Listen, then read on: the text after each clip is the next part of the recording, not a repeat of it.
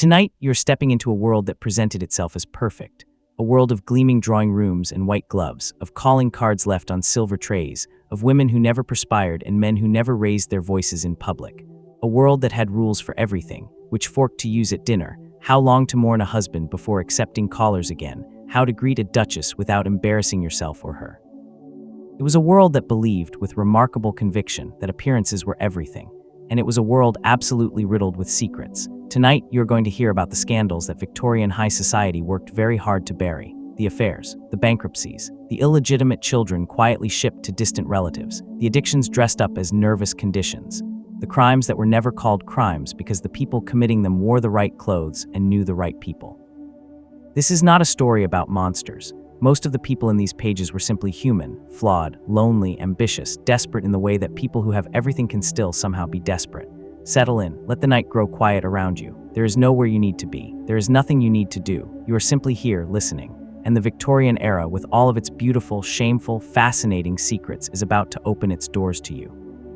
Before we begin, if you find yourself drifting comfortably into this kind of slow, quiet history, the kind that feels more like a long evening by the fire than a lecture, you might want to subscribe to this channel. There are many more nights like this one waiting for you. A gentle click and then we can continue.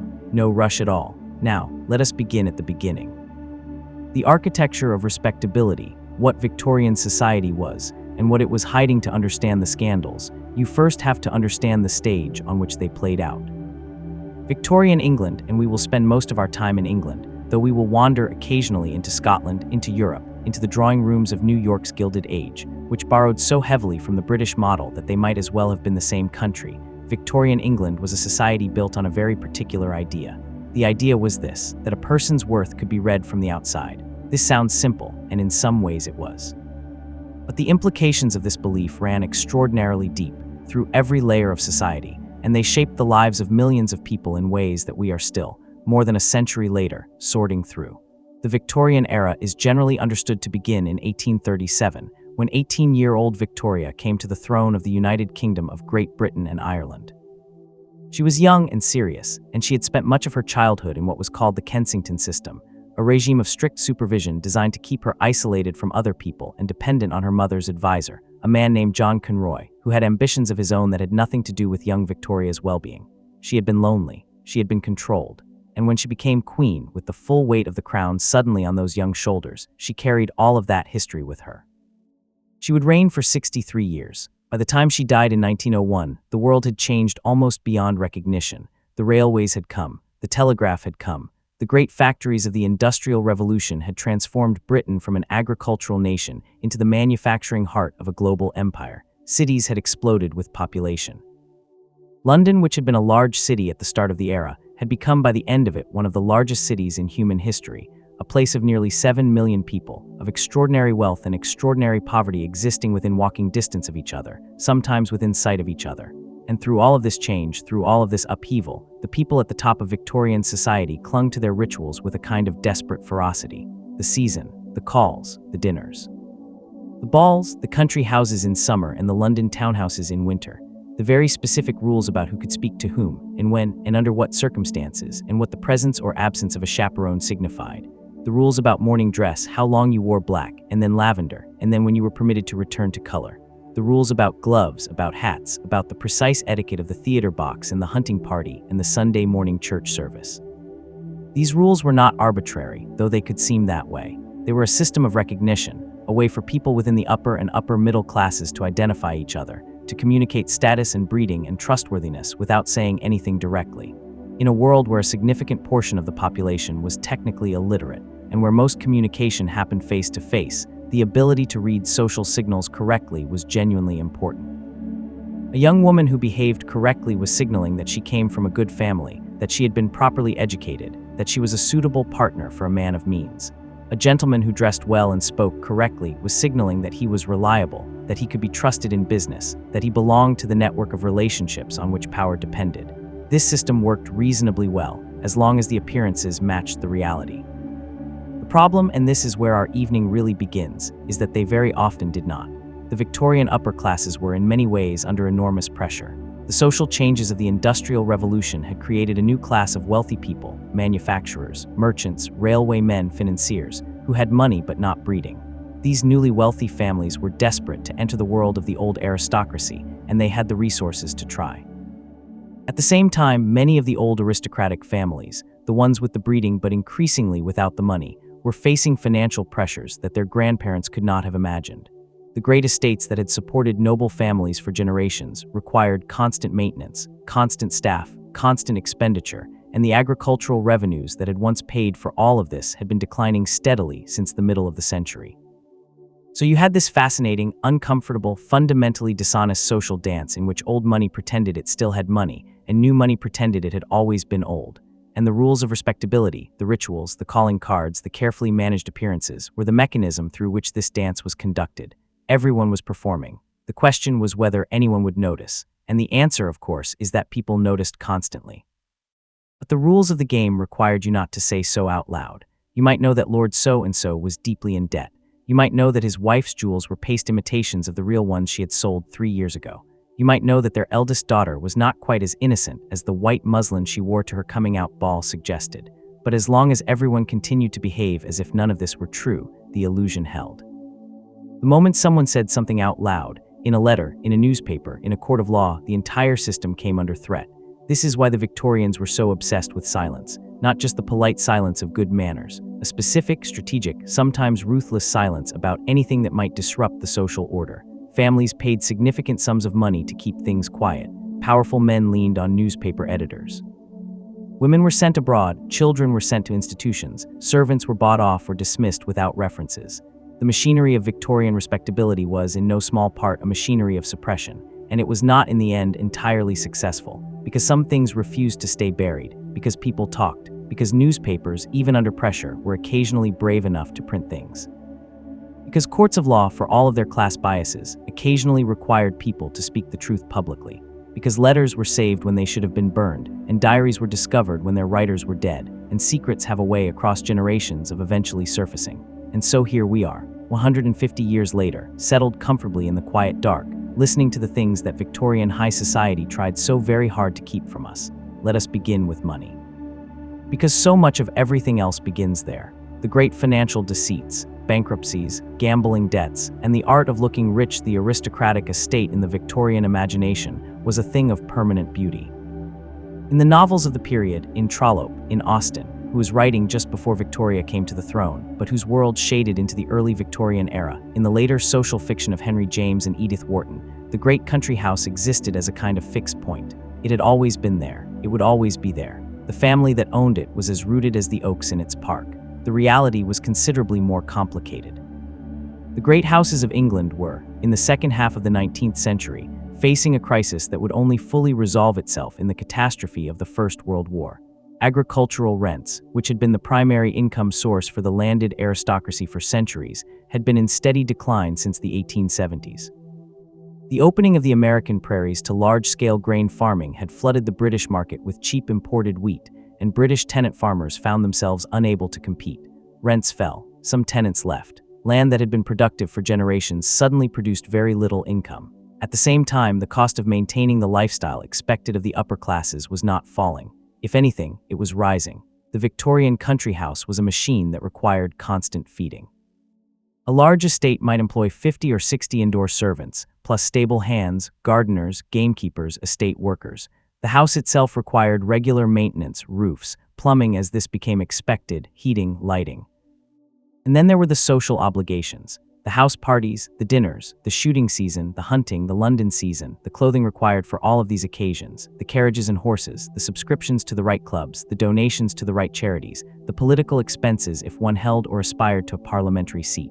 A duke or an earl with a large estate might manage all of this on agricultural rents alone, if the estate were very large and very productive. But the smaller baronets, the knights, the gentry families whose estates ran to a few thousand acres rather than tens of thousands, these were the people who felt the squeeze most acutely, and there were many more of them than there were great dukes. What did they do? Some of them married money. This is the story we know best from the novels, and it was real.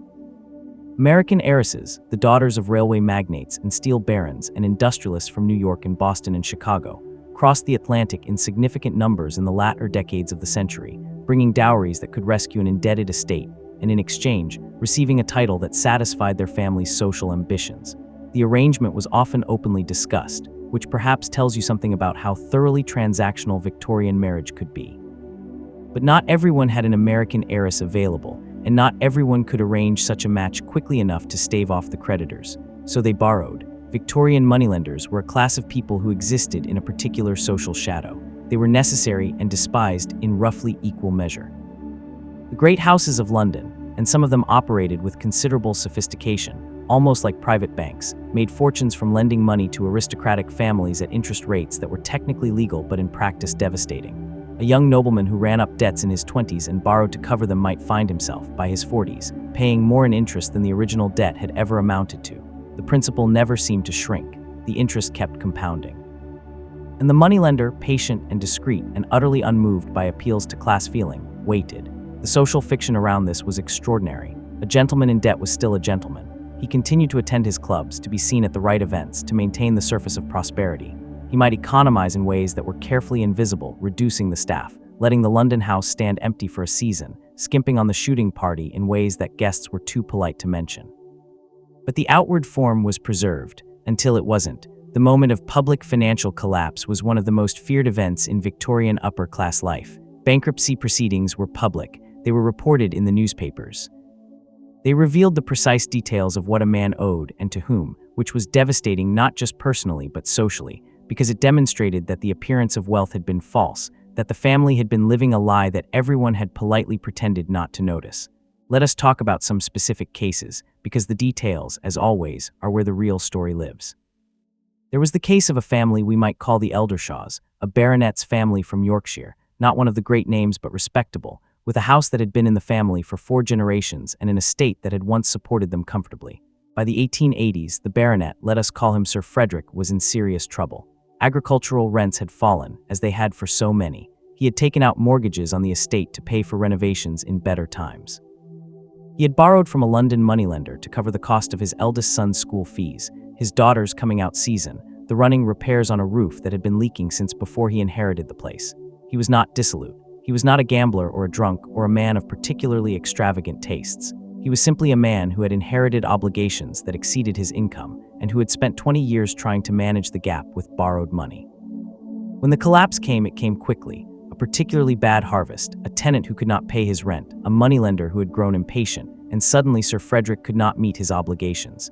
The proceedings were public. The newspapers in the local market town ran the details. The family's financial situation, which everyone in the county had been politely pretending not to know about for years, was suddenly there in black and white.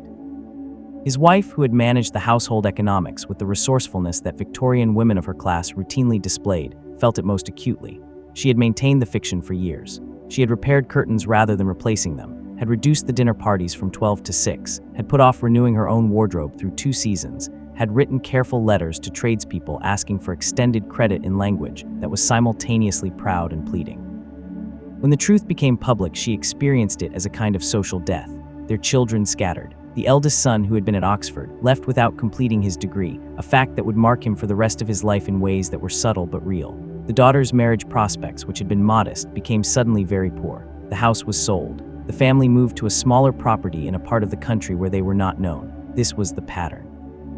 This was how it ended for dozens, perhaps hundreds of families across the Victorian period. The gambling debts were a particular species of financial disaster because they carried a moral weight that ordinary debt did not. A man who gambled and lost was not merely unfortunate. He had exhibited a character flaw, an inability to control his appetites that was seen as disqualifying in a way that agricultural misfortune was not. The gentlemen's clubs of London, the ones along Pall Mall and St. James's, the ones with the leather chairs and the smoking rooms and the dining rooms where the food was good, but never quite as good as it had been 20 years ago, were the primary venues for upper-class gambling, and they were also the primary venues for upper-class ruin. Games of cards and billiards could result in debts of extraordinary size changing hands in a single evening.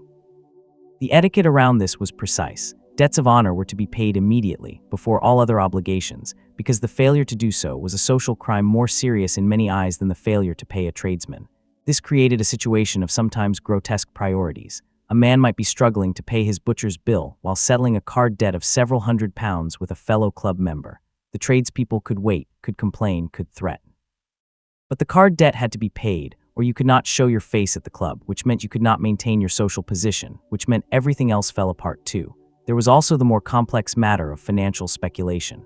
The Victorian era was one of the great ages of investment and of investment disaster. Railways, in particular, had an extraordinary hold on the imaginations and the purses of the investing public.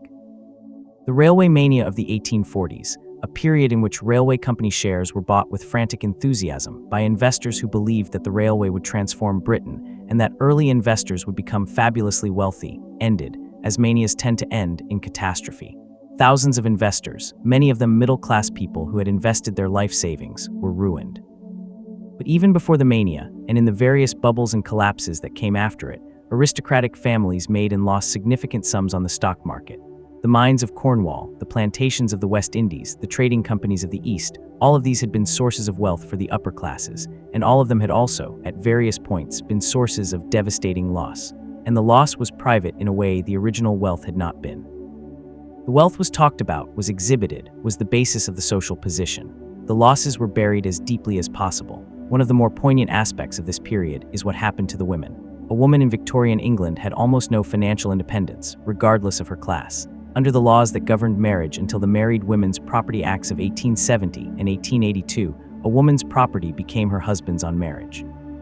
Her income, if she had any, became his. The money her father had settled on her, the jewels she had inherited from her mother, the small investments her uncle had left her, all of it became, legally, her husband's property, subject to his decisions and his disasters.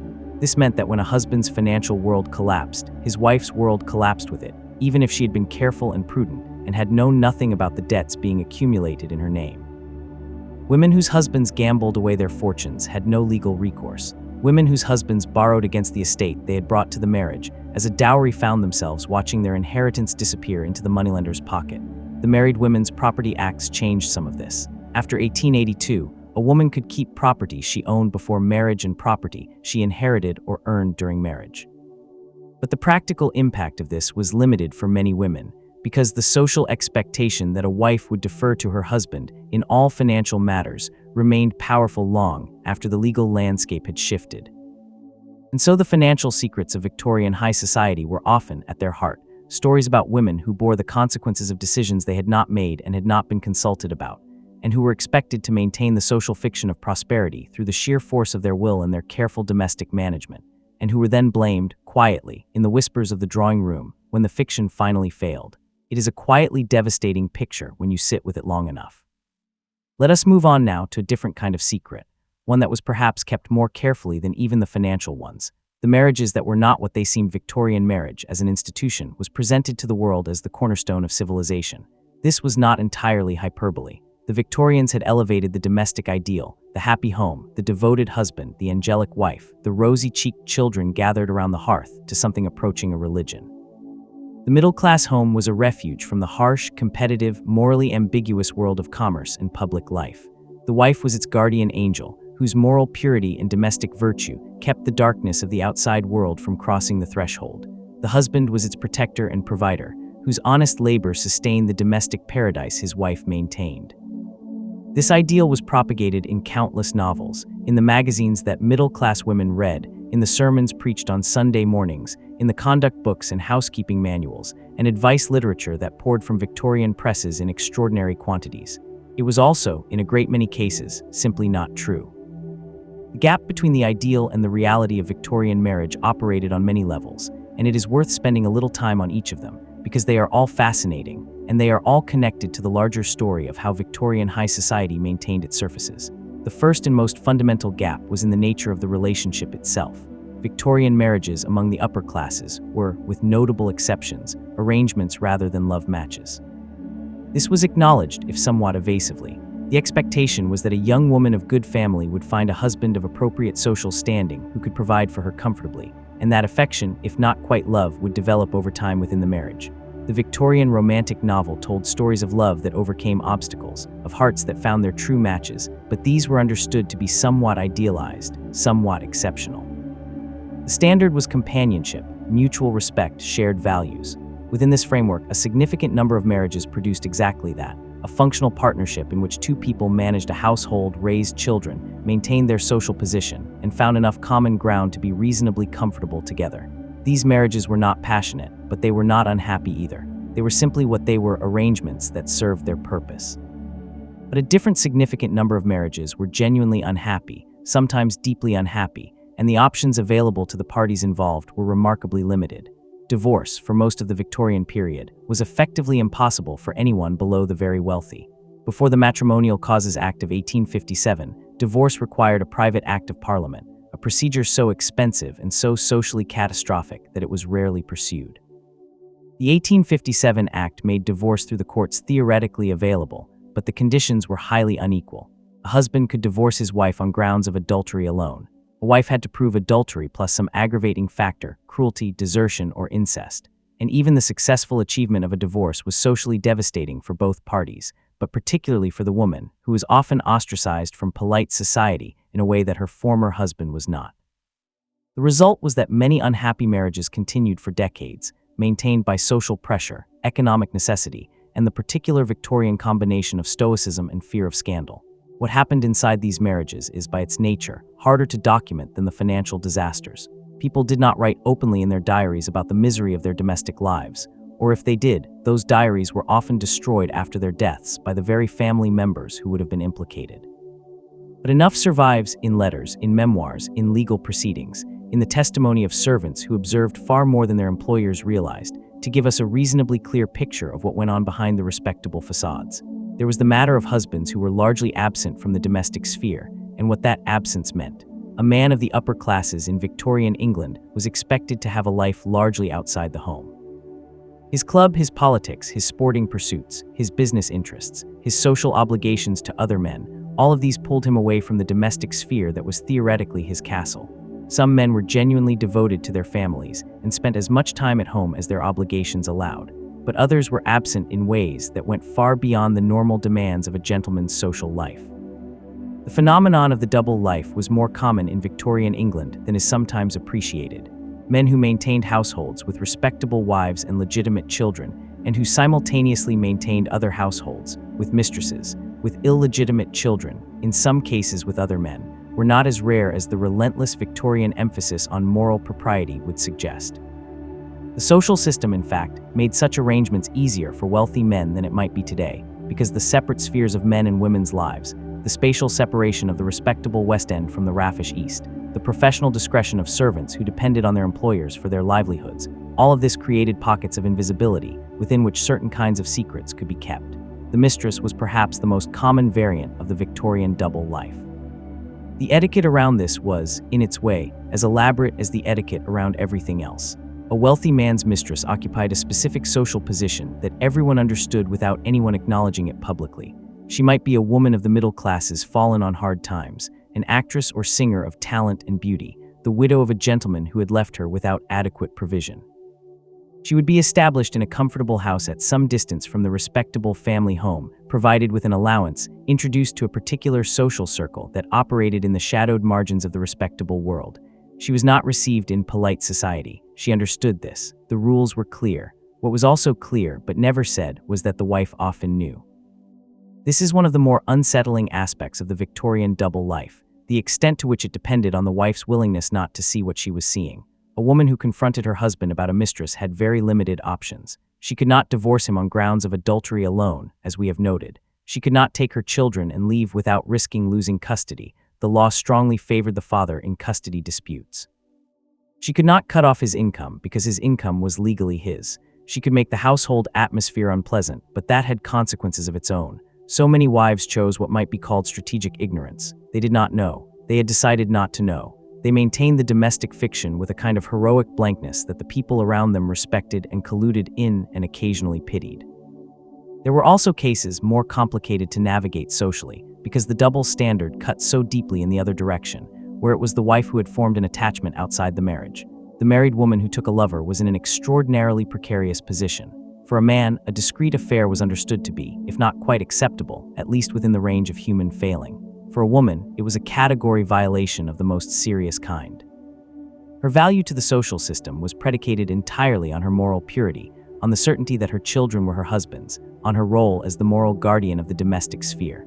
A wife who took a lover was not merely a woman who had made a personal moral error. She was a threat to the entire architecture of respectable society. The consequences were accordingly severe. A wife discovered in adultery could be divorced, and then she would face social and financial ruin simultaneously. She would be expelled from polite society, not merely gossiped about, but literally refused entry.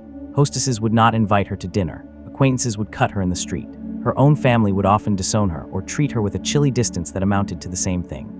And if the case went to divorce court, as it had to in order to sever the marriage legally, the details of her adultery became public, were reported in the newspapers, discussed at dinner tables, used as entertainment. Some women survived this. A few even made a kind of unconventional life afterward, particularly if they had enough money of their own, and the Married Women's Property Act of 1882 helped somewhat with this, and if they were bold enough and resilient enough to endure the social exile. Others did not survive it in various ways. We will meet some of them as the evening continues. First, let us look at another kind of marriage that was not what it seemed, one that the Victorians were perhaps even more urgently invested in concealing. Sound, a long pause, the rain continuing softly. There were the marriages that existed in part to conceal the fact that one or both parties did not experience attraction in the socially expected direction. We are speaking, with the directness that the distance of time now permits, about gay and lesbian relationships in the Victorian era.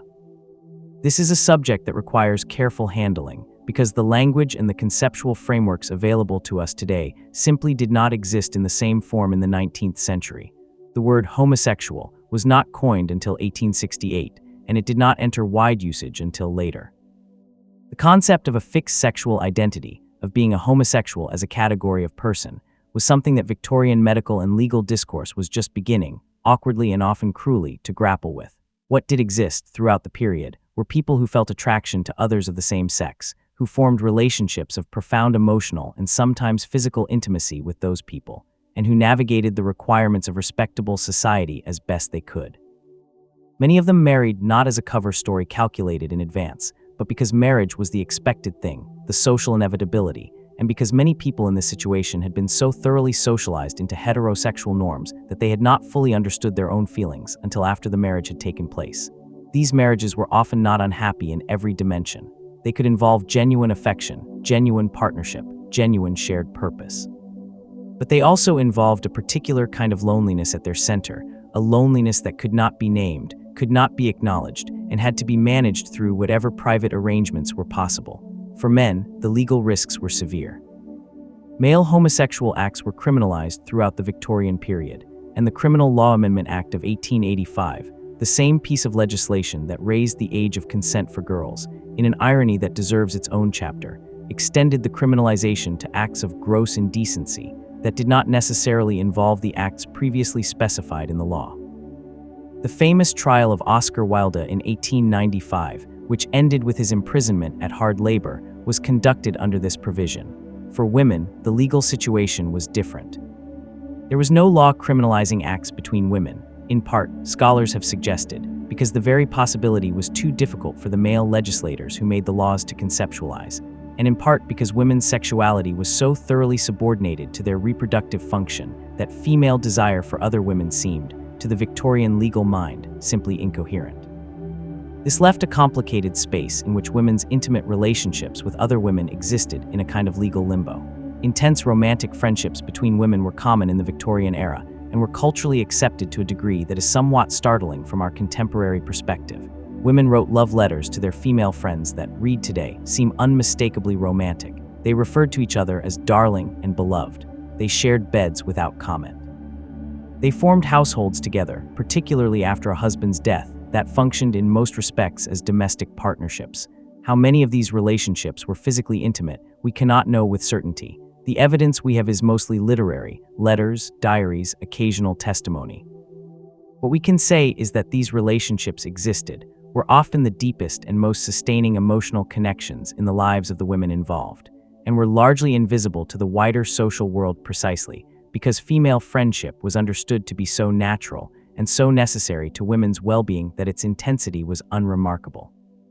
The marriages that existed alongside these connections, or that preceded them, or that were entered into partly to create the social respectability within which such connections could be maintained. These are stories that are still being recovered, still being carefully reconstructed from the fragments that survive. The children no one talked about illegitimacy, adoption, and the secrets of aristocratic families there are, among the great houses of England, rooms that were quietly closed for decades. Sometimes these rooms belonged to people who had died, the nursery of a child lost to fever, the study of a father gone before his time. Victorian mourning rituals were elaborate, and the preservation of a dead person's space was one of the ways that families process grief. We know these rooms. They appear in the ghost stories, in the Gothic novels, in the memoirs of people who grew up in houses where certain doors were never opened, but other rooms were closed for different reasons. Rooms that had belonged to people who were, in the euphemism of the period, sent away, people whose existence had become inconvenient, whose presence in the family story was too complicated to accommodate. In many cases, these were children. Sound, a quiet, steady rain, becoming the central ambient sound for this chapter. Illegitimacy in the Victorian era carried a stigma that is difficult to overstate. The legal status of the illegitimate child, the natural child, in the softer legal euphemism, was in many ways as severe as any financial disaster. The child born outside marriage had no legal claim on its father's estate, could not inherit titles, faced social exclusion that could follow it through its entire life. The mother of such a child, if her situation became known, faced social ruin of the kind we have already discussed. This created a system in which illegitimate children were, wherever possible, erased from the official record of upper-class families. They were given to relatives to raise as their own. They were placed with discreet women who took in children of uncertain parentage for financial consideration. They were registered under false information, or not registered at all. They were sent to establishments in France or Belgium, far enough away that the social risk was minimized, where they would grow up at the comfortable remove of the channel. The most common arrangement, for the children of wealthy fathers and lower class or lower gentry mothers, was the informal adoption. A child known to be the illegitimate son of a lord might be raised in a middle-class family with a comfortable income that materialized suddenly and without obvious explanation. The child would be given an education, perhaps a start in a profession, perhaps a small settlement on coming of age. He would understand, as he grew older, something of his true origins, but the rules of the game required him to acknowledge nothing, to claim nothing, to live out his comfortable but inherently precarious existence without making trouble. Some of these children found this arrangement tolerable, others did not. And the records of the Victorian era are scattered with the stories of people who spent their lives in the uncomfortable position of knowing more about their origins than they were permitted to say. Sound, a clock chiming in the distance, 3 soft tones. The question of paternity was, in an era before genetic testing, one that was genuinely difficult to resolve with certainty, and one that was accordingly fraught with social anxiety. Victorian men were supposed to trust that their wives' children were their own. Victorian women were supposed to have been faithful. The entire legal and social inheritance system was predicated on this certainty, but certainty was, in practice, not always available. There were cases, more than is comfortable to acknowledge, in which the children born within a respectable marriage were not the biological children of the husband. Sometimes this was the product of a wife's extramarital relationship. Sometimes it was the result of circumstances that the wife herself could not fully explain or did not wish to explain. Sometimes it was simply the ordinary uncertainty of biology, the surprising appearance of a dark-eyed child in a family of fair ones, a trait that could be attributed to a distant ancestor if the social pressure to attribute it somewhere else was strong enough. The families involved navigated these situations in different ways. Some husbands chose, explicitly or implicitly, not to investigate. The child was there, and it was theirs in the social and legal sense, and the alternative, a confrontation, a potential divorce, the exposure of the family's shame, was worse. Some wives carried their secrets to their graves, and the secrets went with them. Some secrets emerged generations later, in the form of family resemblances that didn't quite add up, or letters found in attic trunks, or deathbed confessions made to sympathetic ears. The aristocratic families of England have a particular relationship with this kind of secret, because their histories are documented in ways that ordinary families are not.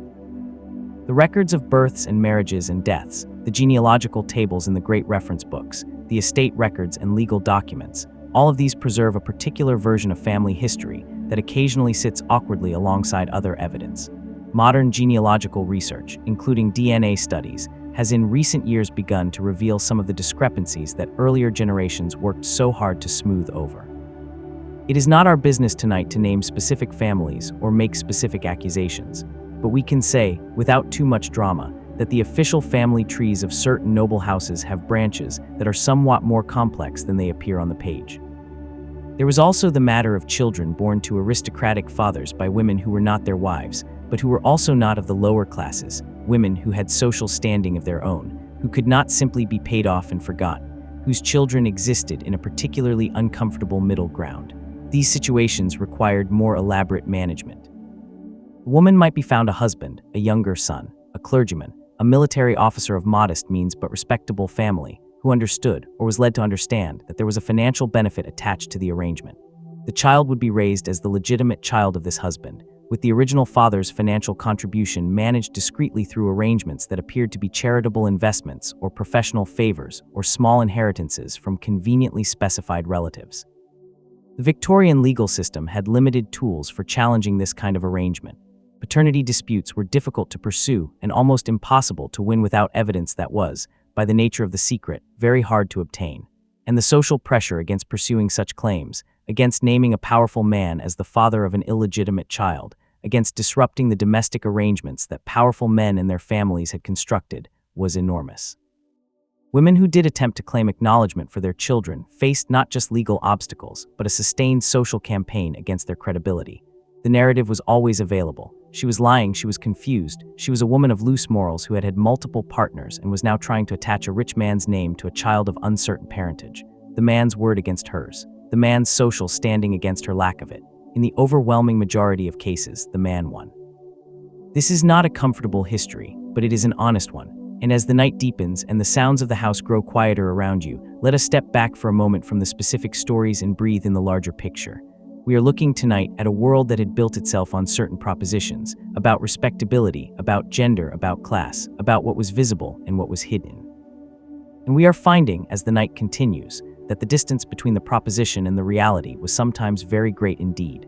This is not a story about bad people. Most of the people in these stories were simply living within a system that constrained them in ways they could not entirely see and could not entirely resist. The wife who chose not to know, the husband who maintained two households, the mother who gave away her child, the child who grew up knowing something was wrong but not knowing what it was. All of them were doing what the system required, or what the system had forced on them, or what seemed in the moment to be the only thing possible. The scandals that Victorian high society tried to hide were not aberrations. They were the system. They were what the system produced. We will continue now with another kind of secret, the one that lived in the body.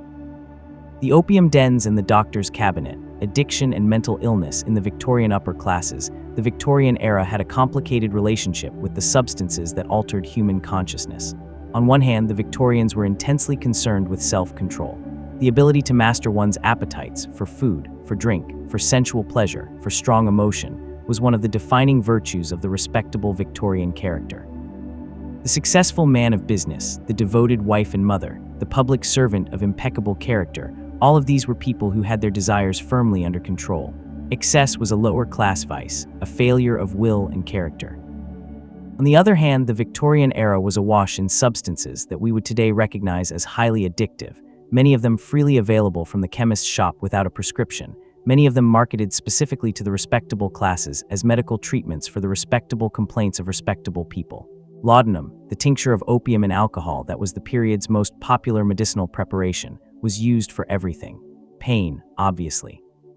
But also anxiety, insomnia, the vague nervous conditions that afflicted so many Victorian women of the upper classes. Coughs, diarrhea, menstrual cramps, the restlessness of teething infants. It was cheap, widely available, and enormously effective at what it did, which was to reduce the suffering of people who were in pain and to bring a warm, enveloping numbness to people who were anxious or sleepless or simply overwhelmed by the demands of their lives. It was also profoundly addictive, in ways that the Victorian medical establishment was slow to acknowledge and even slower to address. The typical laudanum user among the respectable classes was not the debauched aesthete of the popular imagination, haunting opium dens in the East End in search of exotic dissolution. She and the majority of upper and middle-class laudanum users were women, was the wife of a clergyman or a solicitor or a factory owner, who had begun taking the medicine on her doctor's recommendation for a headache, or after the difficult birth of her third child, or during the long strain of nursing a dying parent. She had found that it helped enormously and had continued to take it. She had gradually increased her dose as tolerance developed. She had perhaps noticed at some point that not taking it made her feel profoundly unwell, a physical and emotional discomfort that she could not quite name, that her doctor might call nervous susceptibility. She was not, in her own self-understanding, an addict. She was a respectable woman managing a medical condition with a medical remedy. The fact that the remedy had become, over time, essential to her daily functioning, that she could not face the morning without her dose, could not attend a social engagement without the quiet reassurance of it in her pocket, was not something she thought of in those terms, and neither did most people around her. The doctor who prescribed it was not thinking of addiction. The chemist who sold it was not thinking of addiction. Her husband, if he knew she took it, likely thought of it as a mild eccentricity, the way women had their little remedies. The social invisibility of this kind of dependency was one of the things that made it so perfectly suited to the Victorian upper classes. It required no dramatic behavior. It did not make you loud or belligerent or visibly impaired in the ways that drunkenness did.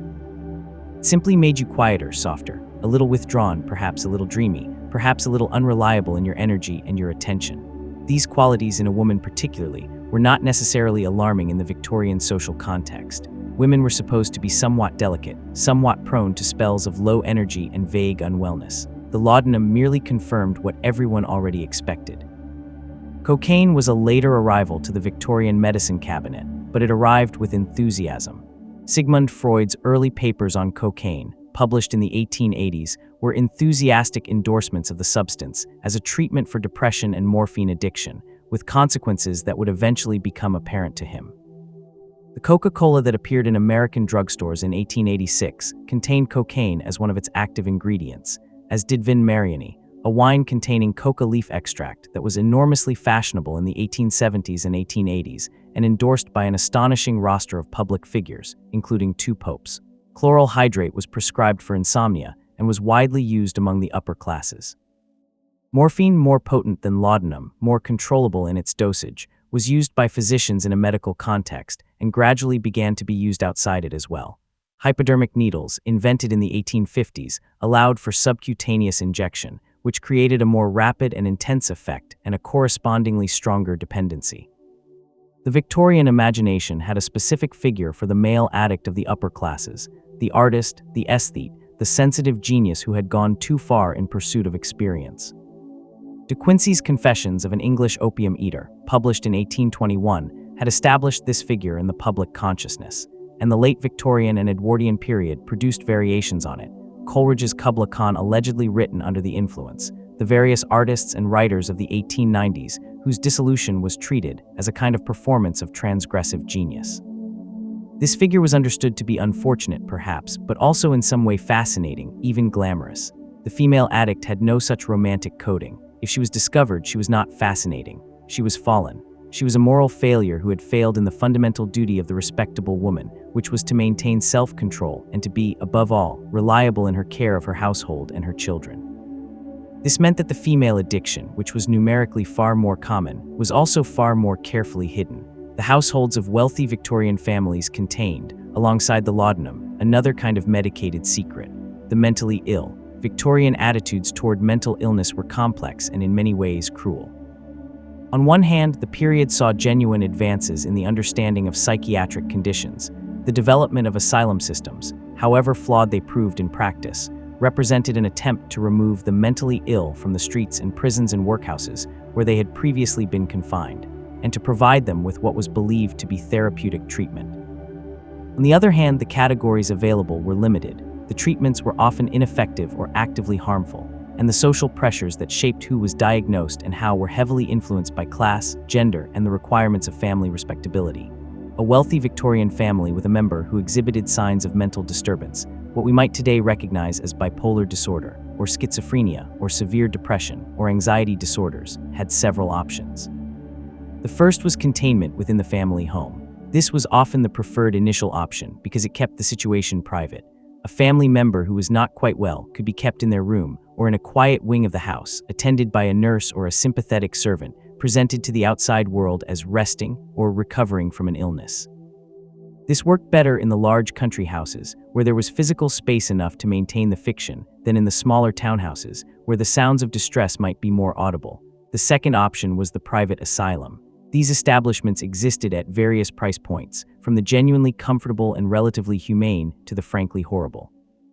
For wealthy families, the more expensive ones offered the possibility of decent accommodation and reasonably kind treatment, and they operated with a professional discretion that was explicitly sold as part of their service. The family member would simply disappear from social life, gone abroad for their health, resting in the country, not receiving visitors at present. The asylum would receive its fees and maintain its silence.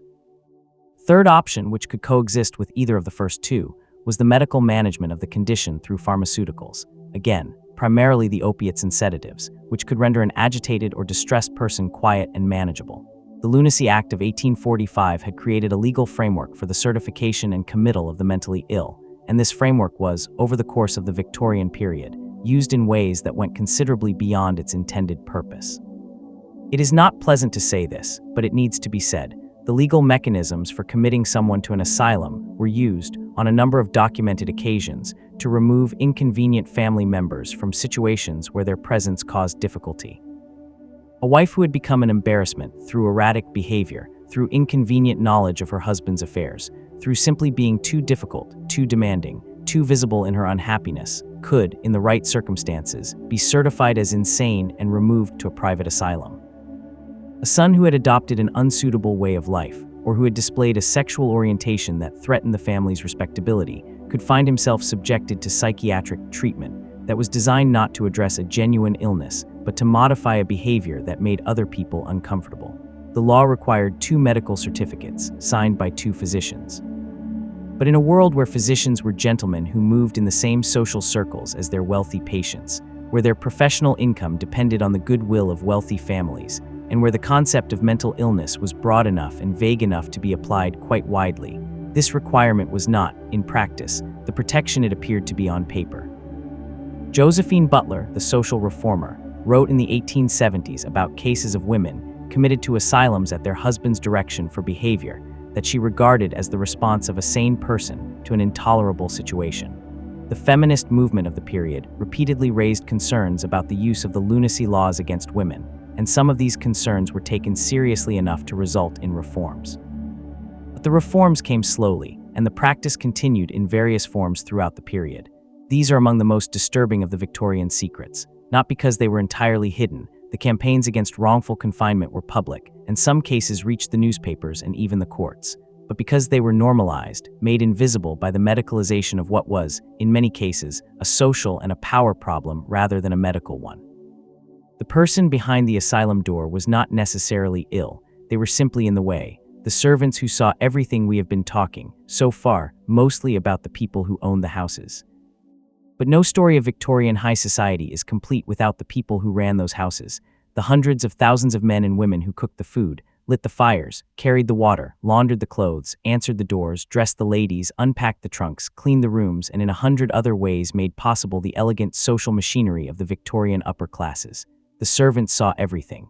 This was understood. It was part of the social compact, unspoken, as so many things in Victorian life were unspoken, that servants would see what they saw and would keep it to themselves. Their employment, their housing, their meals, their tiny wages, their future references, all of this depended on maintaining a discreet silence, and for the most part they did maintain it. The professional discretion of a well-trained Victorian servant was, within the household, extraordinary, but that silence had a texture to it. And when servants moved on, left for better positions, were dismissed, retired, died, what they had seen sometimes escaped into the wider world. In memoirs written decades later, when the families involved were safely dead. In testimony given in court proceedings when there was no other way out. In whispered conversations in servants' halls that eventually, through the extraordinary social network of the domestic service world, reached ears that were not supposed to hear. The hierarchy of Victorian domestic service was itself a mirror of the household it served. At the top were the butler and the housekeeper, figures of considerable authority within the servants' world, often long-serving, often treated by the family with a mixture of respect and affection that went beyond the usual employer-employee relationship. Below them were the lady's maid and the valet, who had the most intimate access to the family members they served, who dressed them and undressed them and handled their most personal effects and were present in moments of genuine vulnerability. Further down were the cook, the footmen, the housemaids, the kitchen maids, the scullery maids, a descending hierarchy of status and wages and access. The lady's maid is perhaps the most interesting figure from the perspective of household secrets. Her work required her to be present in her mistress's bedroom and dressing room at all times of the day when her mistress was there, when letters arrived and were read, when tears were shed, when conversations happened that were assumed to be private, when the physical evidence of various kinds of trouble was, if not invisible to trained eyes, at least not commented upon.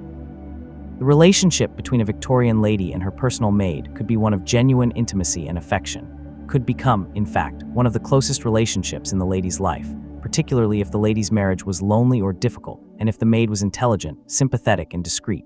The maid might be the only person who knew the truth about the laudanum, about the letters, about the condition of the marriage, about the nature of the absence that produced quiet tears on certain evenings. This created a position of real, if invisible, power. A lady's maid who chose to speak had enormous capacity for disruption. Most did not choose to speak, for the excellent practical reason that speaking would have ended their career. A maid dismissed without a reference was in very serious difficulties. But the power was there, acknowledged in the careful treatment that many ladies showed their personal maids, in the small gifts and considerations, in the elevation of the maid's status within the household, in the legacy sometimes left in a will. The male servants occupied a different position. Butlers and footmen were trained to a standard of invisibility. They moved through the rooms of the house during social occasions as if they were furniture, present without being observed, hearing without being heard. The social fiction was that servants in their working capacity were not really people, were not processing what they saw and heard, were not taking it home with them to the servants' hall, where the evening's conversation would sometimes turn to the peculiarities of the household upstairs. But of course they were people. Of course they processed it. Of course they talked. What they talked about within the household was one thing. What occasionally came out when servants left the household and made their way into the world was another. There are documented cases from the Victorian period of servants who were paid significant sums to leave a household without speaking to anyone about what they had observed. These were called, in the delicate language of the period, severance arrangements, or consideration for services rendered. They were bribes, plain and simple, and the families that paid them understood perfectly well what they were buying. There are also cases of servants who refused to be paid off, or whose evidence was too important to suppress, who appeared in court proceedings and gave testimony that contradicted the version of events the family had been presenting to the world. In divorce cases, in criminal cases, in the occasional scandal that reached a public hearing, the testimony of domestic servants could be devastating. They knew where the master had gone on the nights he claimed to be elsewhere. They knew who had called when the mistress was supposed to be receiving no one. They knew what letters had arrived, and when, and in some cases what those letters had contained. They knew what bottles had been in the cabinet, and how quickly they were replaced. Victorians were not unaware of this. The anxiety about servants, about their loyalty, their discretion, their susceptibility to bribery by outsiders, was a genuine preoccupation in the domestic management literature of the period. The conduct manuals and advice books for householders devoted considerable attention to the selection and management of servants, and one of the primary qualities sought was what was called discretion, the trained ability not to see, not to hear, not to speak. But discretion was a quality that had to be actively cultivated and continuously maintained. It was not automatic, and it was not always strong enough to withstand the pressures of a more interesting option. There was also the particular vulnerability that came from the physical intimacy of domestic service. Men and women lived together in the same house, above and below stairs, in an arrangement that created opportunities for relationships that would not otherwise have existed. The seduction of female servants by male employers or their sons was a significant and largely undiscussed feature of Victorian household life. The power differential was enormous. The employer controlled the servant's housing, food, wages, and professional future. A servant who resisted the advances of an employer or employer's son risked dismissal, which meant not just job loss but homelessness and near certain poverty. A servant who complied risked pregnancy, which meant disgrace and the total destruction of her social position. The servant girls who became pregnant by their employers, or by the footmen, or the stable hands, or the various other men who moved through the household ecosystem, faced outcomes that were almost uniformly bad. If the employer was willing to provide some financial support, they might be set up in modest circumstances elsewhere. More often, they were simply dismissed and left to manage as best they could. The workhouse, prostitution, the charity of a sympathetic family member, the precarious life of the fallen woman who had once been respectable. Meanwhile, the man who had caused the situation continued with his life largely unchanged. This asymmetry is one of the things that the Victorian social system was most relentless in maintaining. Male desire was ungovernable, unfortunate, but fundamentally forgivable. Female vulnerability was, somehow, female culpability. The records of Victorian workhouses, of foundling hospitals, of the women's charities that worked in the shadows of respectable society are full of the consequences of this asymmetry. They are among the most honest documents the era has left us. The press and the scandal sheet, how some secrets got out in the middle of the 19th century. An extraordinary thing happened to the relationship between the Victorian upper classes and the truth about themselves. The popular press exploded. the repeal of the so-called taxes on knowledge, stamp duties on newspapers and paper duties, in the 1850s and 1860s unleashed a torrent of cheap print onto the market: penny newspapers, weekly illustrated papers.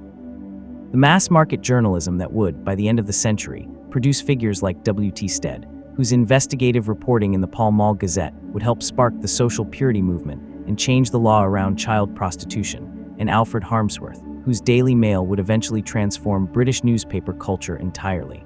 This new press had a complicated relationship with the upper classes. On one hand, the society pages and the gossip columns were enormously popular with readers, and the upper classes were their subject. People wanted to know what the aristocracy wore, who they married, where they went, what their houses looked like.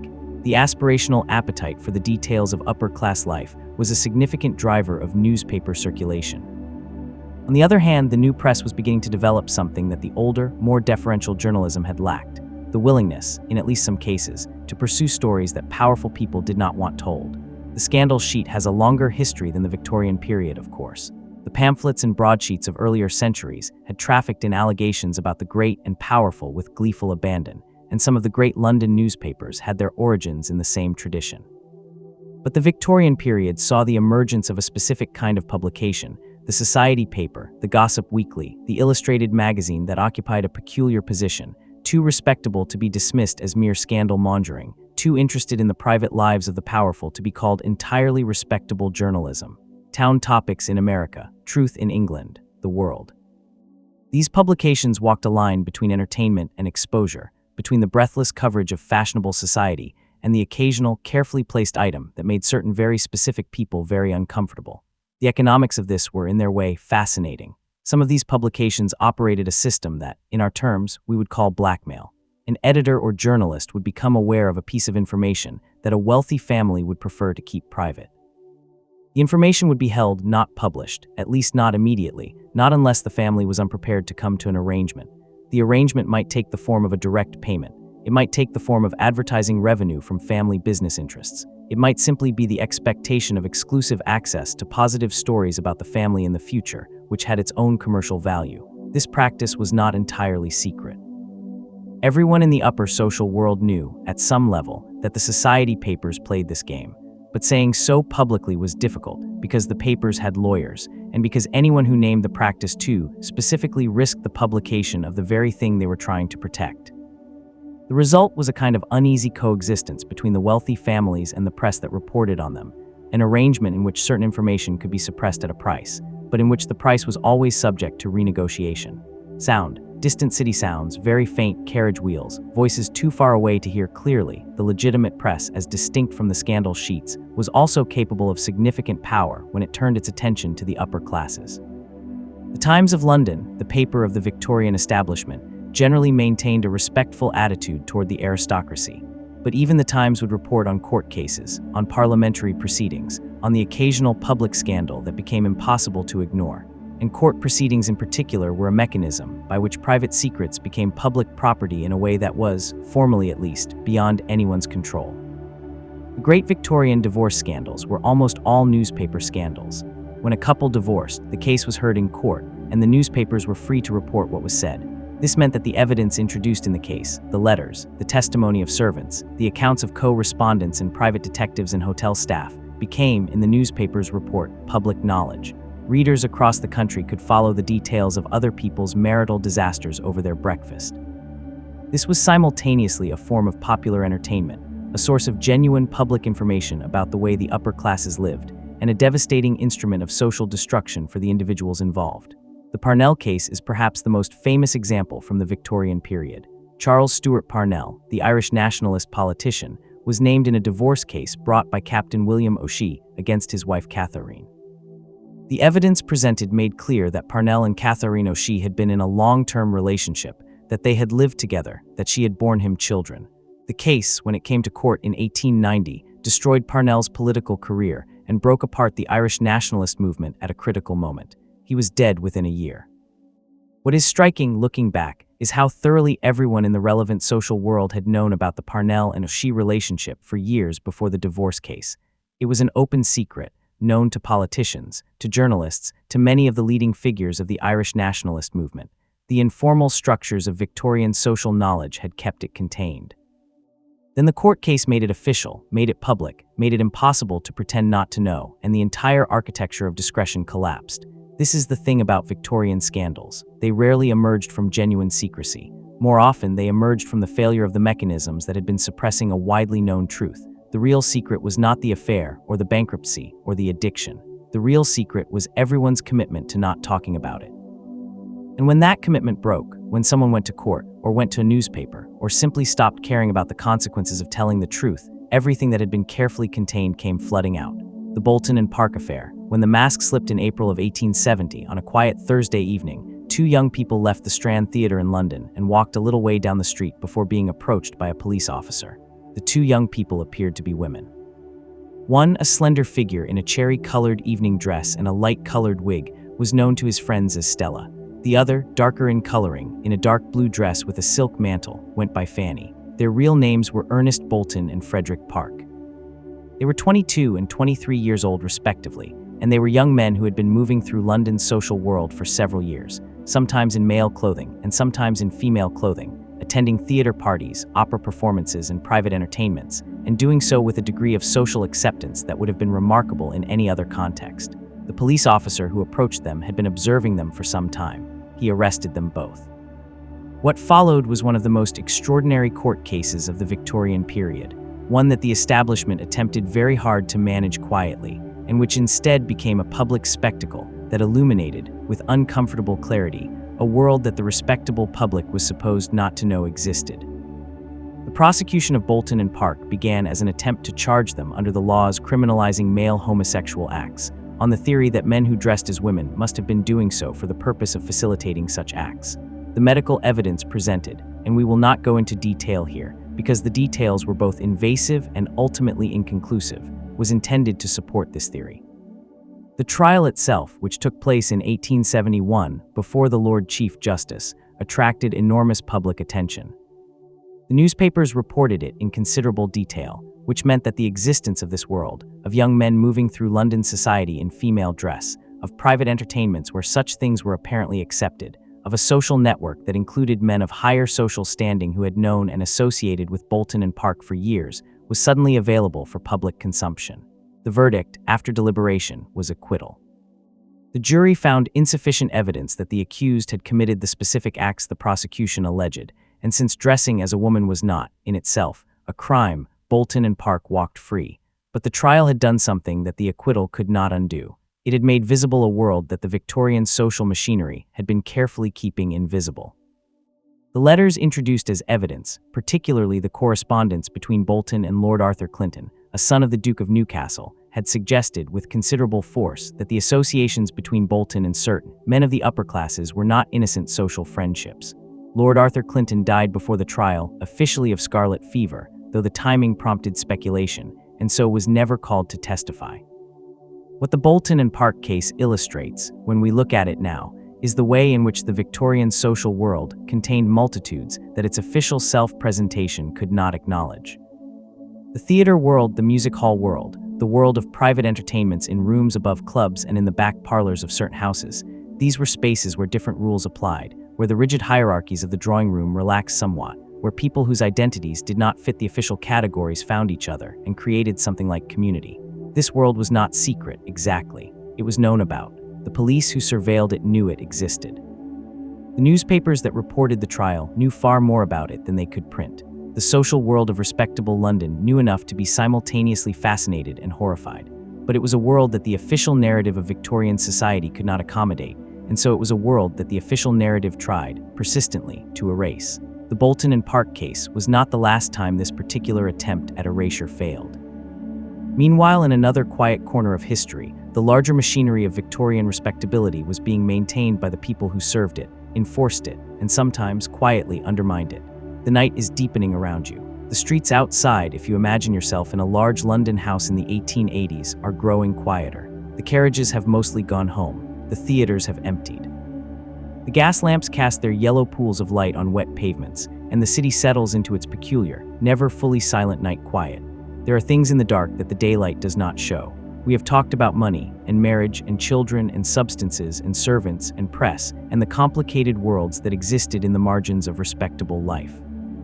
Now let us talk about some of the specific scandals that the Victorian era is still known for, the cases that broke through the surface of respectability so completely that even the most determined efforts to suppress them were ultimately unsuccessful. Let us talk for a while about crime. The crimes that were never called crimes. In the spring of 1861, a young woman named Madeline Smith walked out of the High Court of Justiciary in Edinburgh as a free woman, her trial for the murder of her lover having ended in the peculiarly Scottish verdict of not proven. This verdict, which exists in Scottish law but not in English law, is sometimes described as not guilty, but don't do it again. It means that the jury was not convinced of guilt beyond reasonable doubt, but was also not entirely satisfied that the accused was innocent. It is a verdict that sits in a particular discomfort, neither fully acquitting nor fully condemning. Madeline Smith had been accused of poisoning Émile L'Angelier, a French-born clerk with whom she had been conducting a secret romantic correspondence for several years. A correspondence that had, by the evidence of the letters produced in court, become intensely intimate, in ways that were shocking to the Victorian public precisely because she was a respectable young woman from a prosperous Glasgow family, the kind of person who was not supposed to have such feelings or to express them so directly. The case had everything: a beautiful defendant, a dead lover, letters that were read aloud in court and reported in the newspapers and that described in Madeline's own voice the full range of her emotional and physical experience of the relationship. Arsenic purchased from a chemist, supposedly for complexion purposes, in quantities that were difficult to explain innocently.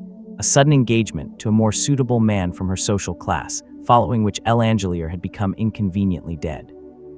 The trial gripped the public across Britain. The newspapers covered it in extraordinary detail, and the public's fascination was not only with the question of guilt or innocence, though that was certainly part of it, but with the letters.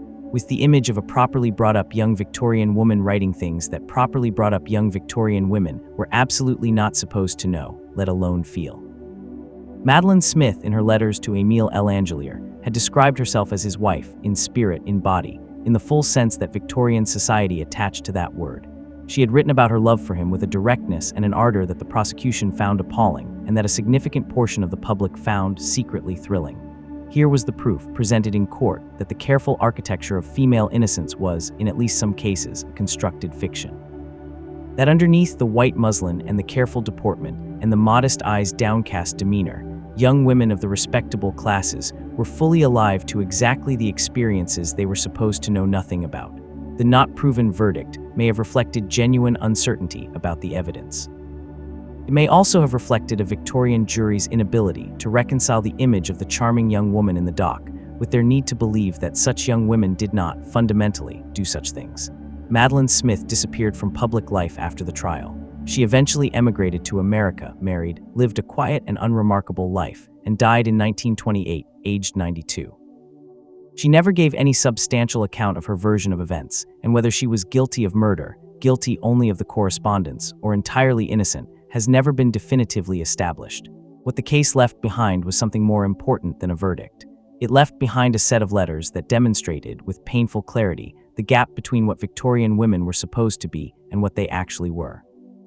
The crimes that Victorian high society committed, and that were not prosecuted, or were prosecuted very slowly and very gently, and with extraordinary care for the dignity of the perpetrator, are in some ways more interesting than the crimes that went to trial. We are speaking in particular about the spectrum of violence against women and children that the Victorian legal and social system was extraordinarily reluctant to name or address. Wife-beating was not illegal in the Victorian period in the way that assault was generally illegal. Within the home, a husband's authority over his wife extended to a degree of physical correction that the law, in practice, permitted or ignored. The first legislation specifically addressing domestic violence, the Matrimonial Causes Act of 1878, and later the Summary Jurisdiction, Married Women Act of 1895, represented significant progress, but both were imperfect, and both depended on a woman being willing to prosecute, which required both courage and resources that many women did not have. For the upper classes, the situation was additionally complicated by the social stakes of publicity. A woman who sought legal protection from a violent husband was, in effect, making her marital situation public, exposing herself and her family to the very social scrutiny they had been working to avoid. The women's charitable organizations of the period, which provided some practical support for victims of domestic violence, noted with frequency that their clients from the upper classes were often the hardest to help because the social pressures against disclosure were so much more intense. What happened in the great houses, behind the closed doors, and in the spaces between the careful social rituals, this is territory that the historical record approaches only obliquely. The memoirs and letters and diaries that survive are rarely frank about this. The social training that required Victorian women to maintain composure in public operated just as powerfully in the private written record. A woman's diary was not entirely private. It might be read, was often written with the possibility of reading in mind, and in any case expressed the self-presentation that its author had internalized. But fragments survive, passing references between careful sentences about the weather and the children and the household arrangements, entries that end abruptly, followed by a gap of days or weeks. Letters that circle around something without naming it, that speak of difficulty and trouble, and something they cannot say in language that is, to a careful reader, unmistakable. The full extent of what happened in Victorian households we will never know, but we know enough to be quite sure that the sunny domestic ideal, the happy hearth, the devoted couple, the well-ordered home, was in a significant number of cases a fiction sustained at significant cost. There were also the crimes committed by the upper classes against those below them in the social order, crimes that the legal system was structured, in various ways, to discount or ignore. The exploitation of servant girls has been mentioned, but the broader picture of class-based exploitation of the ways in which the power differential between the wealthy and their employees and tenants created conditions for abuse that went largely unaddressed is important to acknowledge.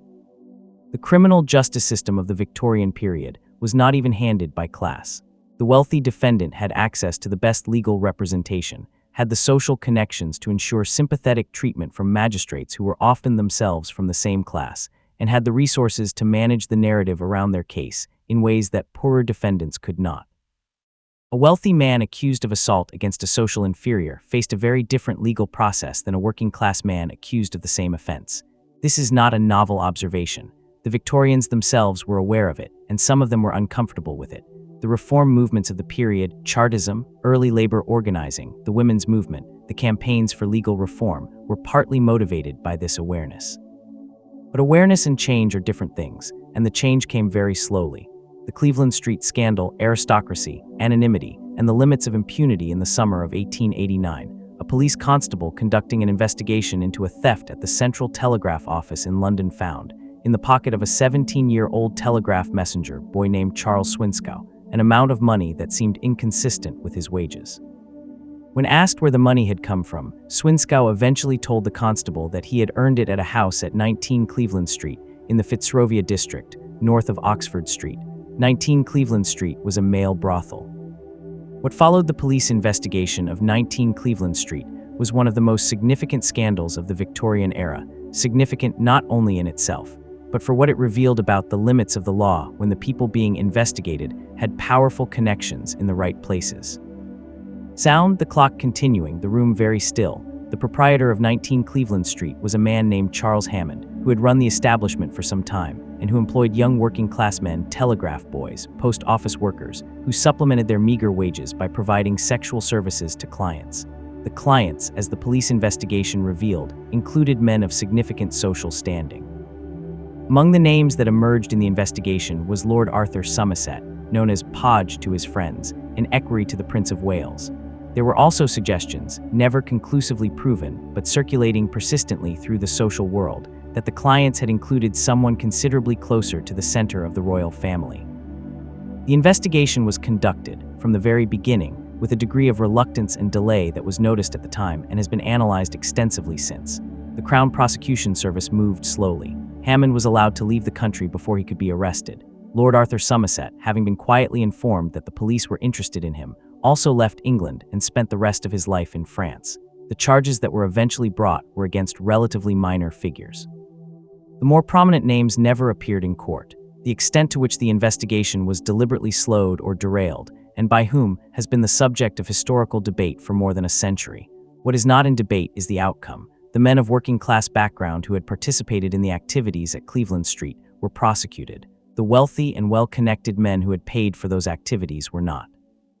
Ernest Park, the editor of a radical newspaper called the North London Press, attempted to name the aristocratic clients publicly. He was sued for criminal libel and imprisoned for a year. Lord Euston, who had been named, was vindicated in court. The key witness against him was discredited, whether justly or not, and Park went to prison while Houston walked free. The Cleveland Street scandal is significant for several reasons that go beyond its immediate sensational appeal. It illustrates with almost perfect clarity the way in which the Victorian legal system operated differently for different classes of people when sexual crimes were involved.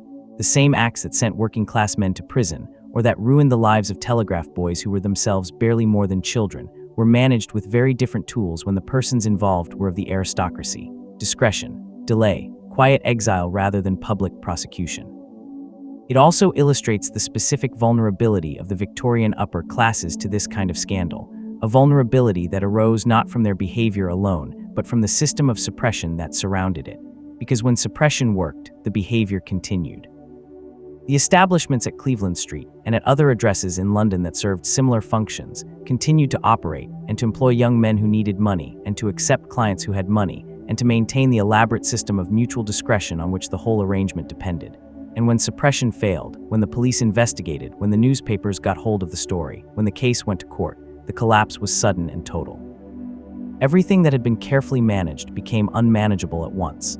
This is a pattern we will see again, and it is, in its way, one of the defining patterns of the Victorian era's relationship with its own secrets. The prince whose name was whispered in connection with Cleveland Street, and we are speaking here of Albert Victor, Duke of Clarence, Queen Victoria's grandson, heir apparent after his father, died in 1892 at the age of 28, of influenza during an epidemic. He has been the subject of speculation about various scandalous involvements for as long as historians have been writing about the period, and the evidence for most of these speculations is thin. What is less thin is the evidence that the Victorian establishment was extremely willing to suppress inconvenient truths about those close to the throne, and that the machinery of that suppression was well developed and regularly used. Oscar Wilde is perhaps the most famous victim of the Victorian establishment's decision, in 1895, to stop suppressing a particular kind of secret and to make an example instead. The story of Oscar Wilde is so well known that it risks becoming flattened into a simple narrative of genius and persecution. But it is worth pausing over, because within its outlines are contained many of the larger stories we have been following tonight. Wilde had been famous for years for his plays, for his wit, for the persona he had constructed as the great aesthete, the brilliant talker, the man who turned ordinary social intercourse into art. He was married with 2 sons and maintained the form of respectable domestic life while living a life outside the domestic sphere that was, in the world of London literary and bohemian society, an open secret. The Marquis of Queensberry, whose son Lord Alfred Douglas was Wilde's companion, was not content to leave this open secret where it was. He left a card at Wilde's club addressed, in his semi-literate hand, to Oscar Wilde, posing sodomite. Wilde, disastrously, chose to prosecute for libel. The libel trial required Wilde to prove that Queensberry's allegation was untrue. Queensberry's defense team, gathering evidence, rapidly assembled an array of witnesses from outside polite society, young men who had been paid for their company, servants, the proprietors of hotels where Wilde had stayed with various companions. Wilde withdrew the prosecution when it became clear that the evidence against him was overwhelming, but withdrawing the prosecution was not enough to end it. The moment the private information had been presented in court, it became part of the public record. The state then prosecuted Wilde for gross indecency. He was convicted and sentenced to 2 years hard labor. What is striking in retrospect is the selectivity. The world that Wilde had inhabited, the world of private entertainments, of certain houses in certain parts of London, of relationships between men of social standing and young men who were paid for their company. This world had many members who were far more discreet than Wilde and who survived the period without prosecution. The men who had visited Cleveland Street, some of them survived. Various aristocrats whose private lives, had they been examined with the thoroughness of the Wilde prosecution, would have yielded similar evidence, survived. Wilde was prosecuted not simply for what he had done. He was prosecuted in significant part because he had been visible, had been famous, had been insufficiently discreet, and because a powerful and angry man had decided to make him the object of a public reckoning. The lesson was absorbed by those who came after. The cost of visibility was very high. The cost of discretion, of moving through the world quietly, of maintaining the forms of respectability, of not drawing attention was manageable. And so the double lives continued, more quietly, more carefully, but they continued. And as the night deepens further and the embers of the fire settle into a low red glow, we find ourselves in the middle of a long and intricate story about the distance between how things appeared and how they were. You have been listening now for some time, and perhaps you have noticed something about these stories. not just the specific scandals, the bankruptcies, the divorces, the brothels, the addictions, the hidden children, but the structure of all of them. They are all stories about the cost of maintaining a fiction, about what happens when people are required, by the social system they live within, to appear to be something they are not, and about the specific, concentrated damage that flows from the gap between the appearance and the truth. The Victorians were not uniquely dishonest people. They were people living within a system that made dishonesty, in certain forms, not just convenient but necessary for survival, for economic security, for the preservation of the relationships and social positions on which their lives depended. And they paid for it, in ways we have been examining, in ways we will continue to examine. Let us rest for a moment in this quietness. The night is here, and the stories are continuing. The women who refused, feminists, suffragists, and the scandals of resistance we have been talking, for much of this evening, about secrets that people were forced to keep, about the things that were done to people who had little power to resist or to change their circumstances. Now let us talk for a little while about the women who decided to stop being quiet.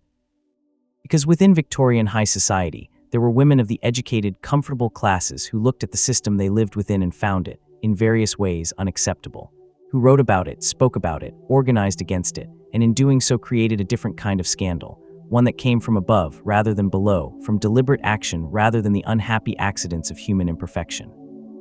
Sound, the thin thread of outside air, cool and clean. The women's movement of the Victorian era is often told as a story of heroic progressives fighting a monolithic conservative society.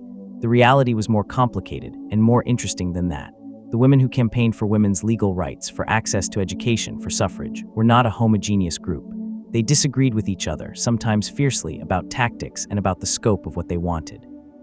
Some were conservatives who wanted women to have the legal protection they needed to perform their domestic roles more effectively. Some were radicals who wanted to restructure the entire social order. Most were somewhere in between. What they shared was the willingness to be publicly scandalous in a period when public female speech on political topics was itself considered a violation of propriety. Respectable Victorian woman was not supposed to speak at public meetings, to publish opinions on legal and political matters, to enter public debate as an equal participant. When women of the upper and middle classes began to do these things, they were transgressing not just social convention, but the social logic of the entire system, the logic that said that women's sphere was private, domestic, and morally pure precisely because it was separated from the rough and compromising public world. Barbara Bottichin, born Barbara Lee Smith, the illegitimate daughter of a radical politician who treated his illegitimate children with an unusual financial generosity, was one of the key figures in the early women's movement. She campaigned for women's property rights, for women's access to higher education, for women's suffrage, and she did so from a social position that was itself unconventional, since her illegitimate birth both excluded her from the highest social circles and freed her from some of the constraints that bound women who were more invested in those circles. Her colleague and friend Bessie Rayner Parks, who came from a more thoroughly respectable background, found the balance harder to maintain.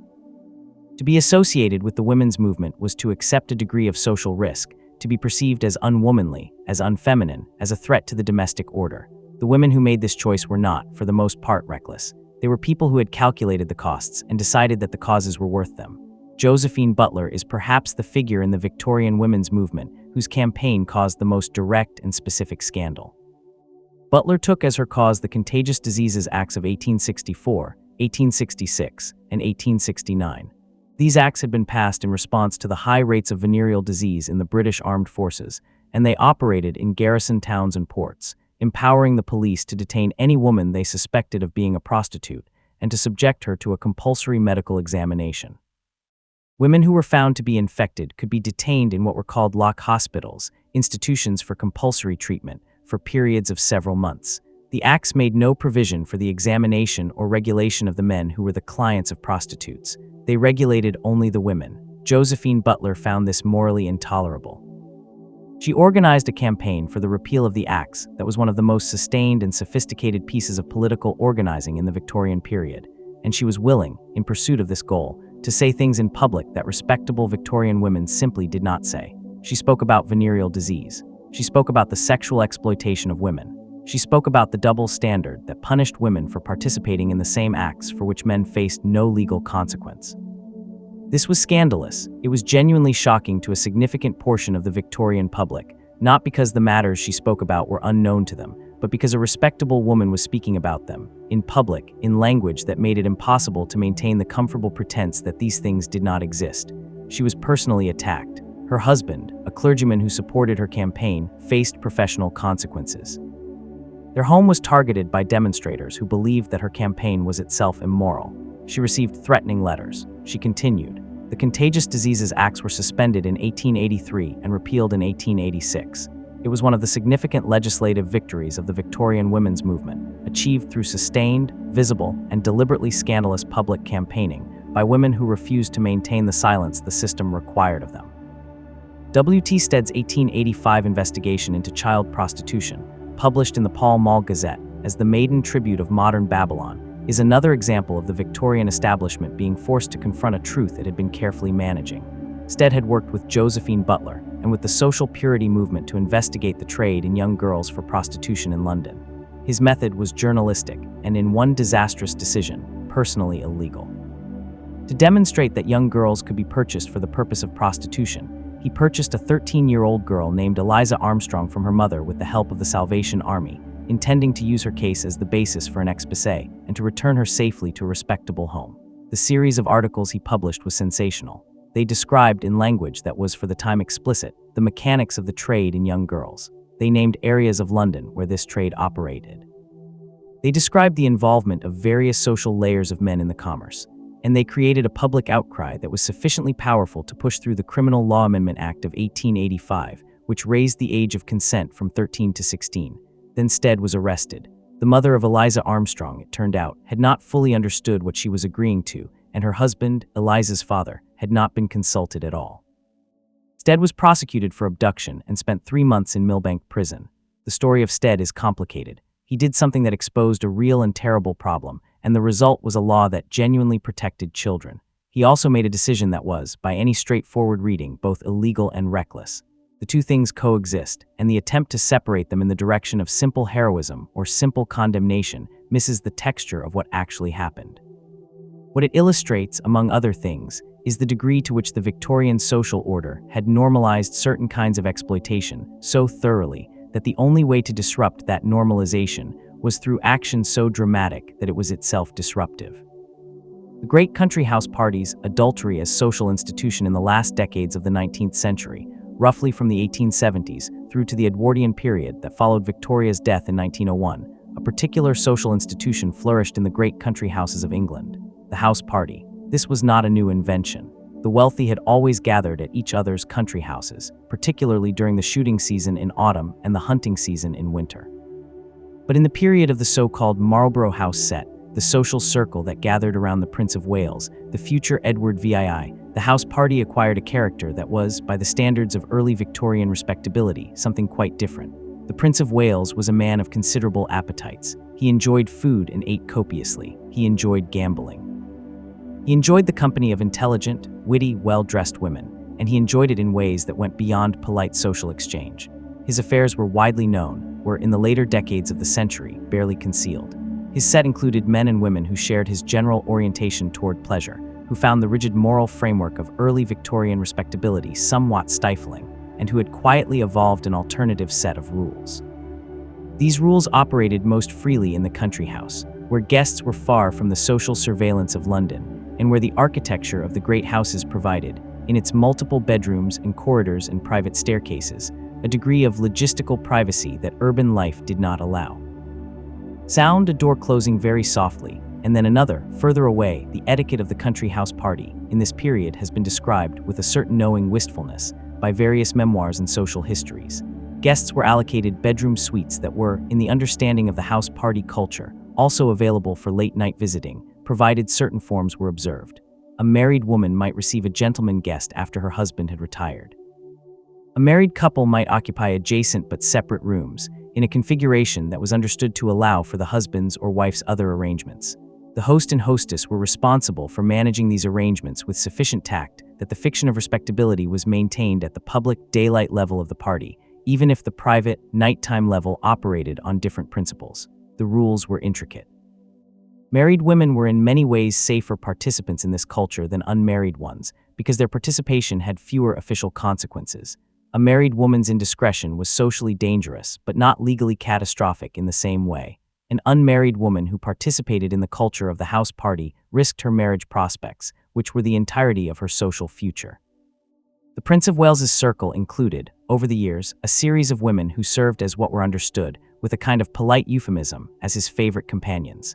Lily Langtry, the Jersey-born beauty who became one of the great social figures of the late Victorian period. Lady Randolph Churchill, the American-born mother of Winston Churchill. Frances Daisy Brooke, who became Countess of Warwick, a society beauty who would eventually become a socialist and write a memoir that caused considerable alarm among her former set. And most durably, Alice Capel, whose relationship with the prince continued until his death as Edward VII in 1910.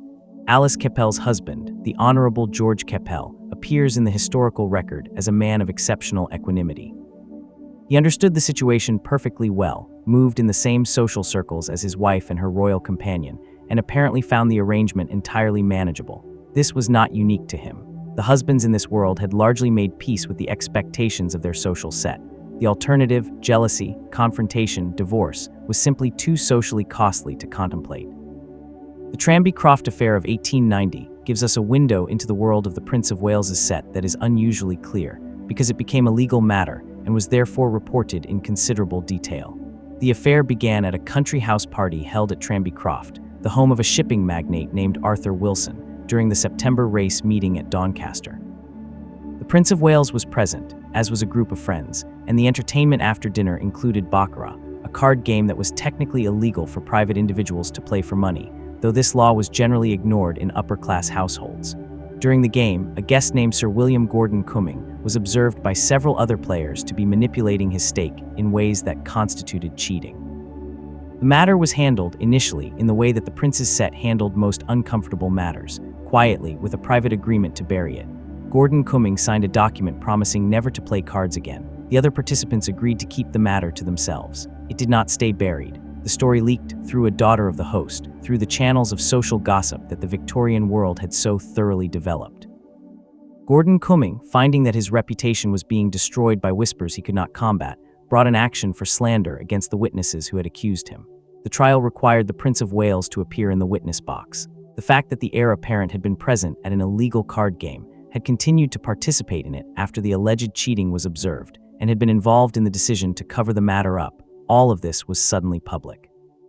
The newspapers treated it as a social scandal of the first order. Victoria wrote anxious letters to her son. The respectable press wrung its hands about the moral tone of the court.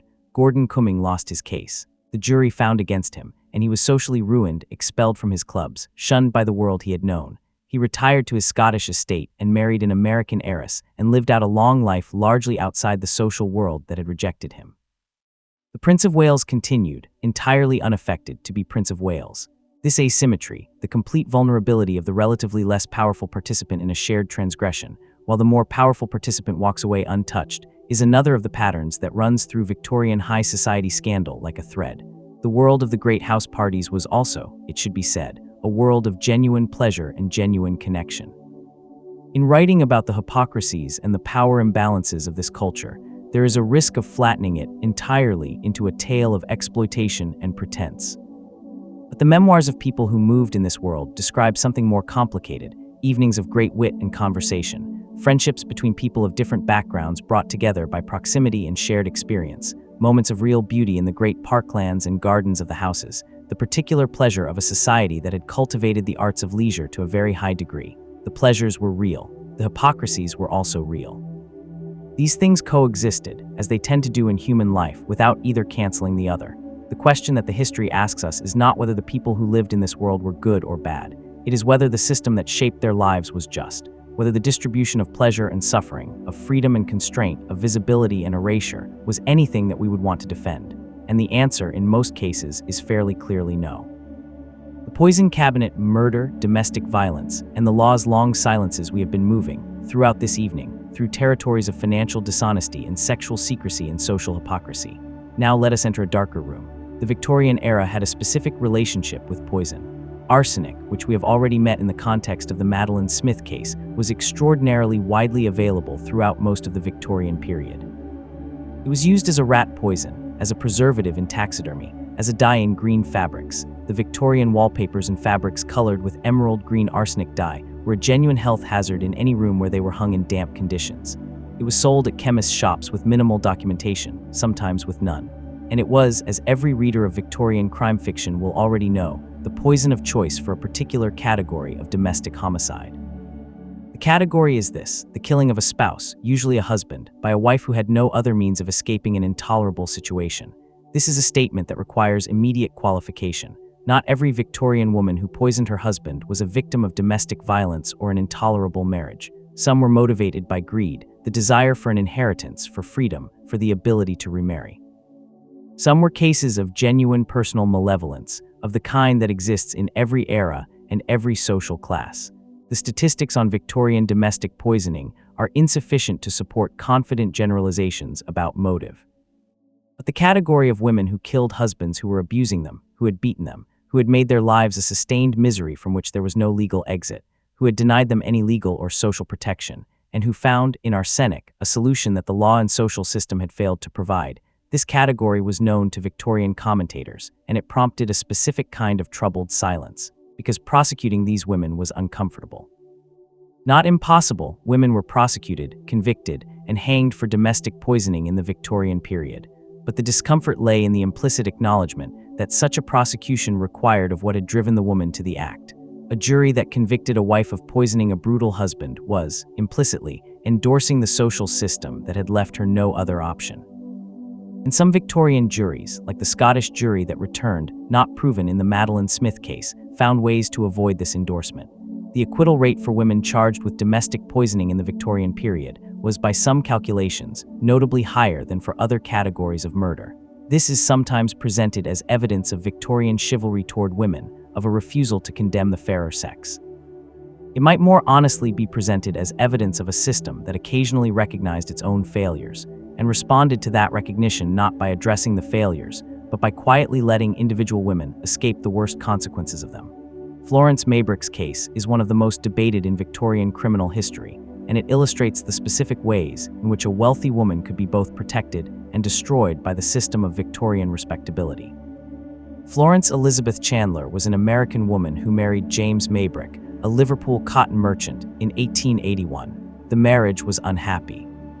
James Maybrick was significantly older than his wife. He had a mistress who had borne him illegitimate children, and he had a significant and medically recognized habit of taking arsenic and other substances as tonics, a practice that was not uncommon in the period, particularly among men who believed in the stimulating effects of small arsenic doses. In the spring of 1889, Florence was observed purchasing arsenic-soaked flypapers and soaking them, which she later claimed was for the preparation of a cosmetic mixture. James Maybrick died in May of that year after an illness. Florence was arrested, tried for his murder, and convicted. The conviction was, and remains, deeply controversial. The evidence that she had administered arsenic to her husband was circumstantial. The cause of James Maybrick's death was never conclusively established. It was entirely possible that his own self-administered arsenic habit had contributed to his illness, and the letters that were read in court, including correspondence she had written to a lover, which demonstrated that her marriage was unhappy and that she had sought emotional comfort elsewhere, had clearly influenced the jury's attitude toward her in ways that had nothing to do with whether she had actually committed murder. She was sentenced to death. The sentence was commuted to life imprisonment following a public outcry that included petitions signed by hundreds of thousands of people. She served 15 years in prison, was released in 1904, returned to America, and lived until 1941. Whether Florence Maybrick murdered her husband, we cannot know with certainty. What we can say is that the trial was shaped by every one of the forces we have been examining tonight: the double standard around female sexual fidelity, the class dynamics of Victorian criminal justice, the specific vulnerability of women who were both accused and defined by the social system, the way in which evidence of moral imperfection in a woman was treated as evidence of her capacity for murder. The Victorian era produced, in its sensational murder trials, a set of cases that tell us things about the society that no amount of social history or political analysis quite conveys. The Bravo case, the Bartlett case, the Neil Cream murders, the Jack the Ripper killings, which are in some ways the shadow double of all the other stories we have been telling tonight, the extreme terminus of the violence against vulnerable women that the Victorian social system both produced and refused to address. We will not try tonight to solve the mystery of Jack the Ripper. The mystery, such as it is, has been extensively investigated and extensively discussed, and it is not our purpose here to add to that particular literature. What we will say is that the murders of 1888 took place in a specific social context, the context of poverty and displacement, and the brutal economics of survival that the Waitekapel district represented, and that the ferocity with which those murders were covered by the press, and the ferocity with which the upper-class public consumed that coverage, tells us something about the Victorian appetite for stories about the women at the bottom of the social order. The women who were killed in Waitekapel in 1888 were women who had fallen, in various ways and for various reasons, out of the category of respectable womanhood. They were not simply victims of a singular murderer. They were also victims of a system that had stripped them of economic security, legal protection, and social standing, and then been unable to protect them from the most extreme possible consequence of that stripping. The contrast with the women of high society whose secrets we have been exploring tonight is stark, and it is important. The sufferings of the two groups were not the same. The mechanisms that produced those sufferings were not identical, but they were not unrelated either. They were both products of a social order built on the systematic subordination of women, and the differences between them were differences of degree and of visibility, not of kind. Chapter 14. By the 1890s, something was changing in the era of Victorian high society. Not changing quickly, the pace of social change is always slower than its participants believe, and slower again than its historians sometimes describe, but changing unmistakably. The figure that the decade's cultural imagination produced was called the New Woman. She was the subject of intense debate, some admiration, considerable ridicule, and a surprising amount of genuine anxiety. She appeared in the novels of the period, in Grant Allen's The Woman Who Did, in the journalism of the time, in the pages of magazines that addressed themselves to the educated female readership that the expansion of women's education had created. She was described by her admirers as the promise of a more equal and more honest society. She was described by her critics as the harbinger of the collapse of civilization. The New Woman rode a bicycle. This was not trivial. The bicycle gave women independent mobility in a way that the chaperone system had always prevented, and the clothes required for cycling, bloomers, or at least a modified skirt, were the first practical gesture toward the reform of women's dress that had been advocated by feminists for decades. She might have a university education, since the women's colleges at Oxford and Cambridge had been established, though women were not yet admitted to degrees. She might have a profession, since the second half of the 19th century had slowly opened some professional spaces, medicine in particular, after Elizabeth Blackwell and Elizabeth Garrett Anderson's campaigns, to women. She was, above all, the product of the changes that had been accumulating throughout the Victorian period, the changes in women's legal rights, the changes in women's access to education, the changes in the economy that made it possible and necessary for middle-class women to support themselves, the changes in social expectation produced by a generation of feminist argument and feminist action. The New Woman was also, in many ways, the product of the specific scandals and secrets we have been exploring tonight. She was the daughter and granddaughter of women who had endured the financial precarity of coverture, who had been unable to leave unhappy marriages, who had managed estates they did not legally own, and servants they were legally powerless to dismiss without their husband's permission. She had seen or heard or read about the specific ways in which the Victorian system had constrained women of her mother's generation, and she had decided that she would not accept those constraints. This did not mean that she was unaware of the costs of refusing them. The New Woman faced social censure that was real and sometimes devastating. The educated woman who sought professional work was told, with varying degrees of politeness, that she was doing something unwomanly, that she was endangering her health. The Victorian medical establishment produced extraordinary quantities of writing about the incompatibility of intellectual exertion and female reproductive health, that she was threatening the domestic order on which civilization depended. Some women absorbed these messages and modified their behavior accordingly. Others did not. And the women who did not, who pursued their education, their work, their unconventional domestic arrangements, their political activism, these women were the people who made the 20th century different from the 19th. This is not a triumphalist story, exactly. The progress was real, but it was slow, and it was uneven, and it left many people behind. The working-class women who did not have the option of pursuing education or professional ambition, who were too busy surviving to have the luxury of ideological commitment, these women's lives changed much more slowly than the New Woman's narrative would suggest, but change was happening. Quietly, persistently, at the speed of social change, which is the speed of individual lives accumulating into patterns, and patterns accumulating into institutions, and institutions eventually, sometimes, becoming law. The final decade of Victoria's reign saw the consolidation of changes that had been building throughout her 63 years on the throne. Women could own property in marriage. Women could pursue higher education, if not yet degrees at Oxford and Cambridge. Women could enter a small but growing range of professions. The campaign for suffrage was active, organized, and preparing for the more dramatic phase it would enter in the following decade. The specific scandals that high society had worked so hard to suppress had not disappeared. The double lives continued. The financial fictions continued. The marriages that were not what they seemed continued. The children that no one talked about continued to be born and to be managed in the customary ways. But the context in which all of this happened had shifted. The press was more investigative, more willing to pursue uncomfortable stories. The legal framework had changed enough to give women more options, even if those options were still limited. The public discourse had expanded enough to include, if not quite to normalize, the frank discussion of subjects that would have been entirely unmentionable in 1840. And something else had changed, perhaps most importantly. The people within the system had changed their own self-understanding. The women who had accepted their constraints as natural and inevitable, who had been unable to imagine a different set of arrangements, were being succeeded by women who had been told in the conduct books, yes, but also in the feminist journalism, in the novels, in the campaigns and petitions and speeches, that things could be otherwise. That the gap between what was and what should be was not a gap to be managed with discreet silence. It was a gap to be closed. The death of a queen and what was left unsaid. Victoria died on the 22nd of January, 1901 at Osborne House on the Isle of Wight, surrounded by her family. She had been in declining health for some time. She was 81 years old, had reigned for 63 years, and had outlived her husband Albert by nearly 4 decades. In the final years of her life, she had suffered from poor eyesight, from rheumatism, from the general failing of a very old body that had been worked very hard. She died quietly, by the accounts of those present. Her grandson, the Kaiser Wilhelm II of Germany, supported her in her final hours, which was one of those historical ironies that only becomes visible in retrospect. She had dominated the era that bore her name through the force of her presence and through the very specific image of herself that she had maintained so carefully, the devoted wife, the grieving widow, the stern but benevolent monarch, the grandmother of Europe. The image was not entirely false. She had been genuinely devoted to Albert, and his death in 1861 had devastated her in ways that shaped the rest of her life.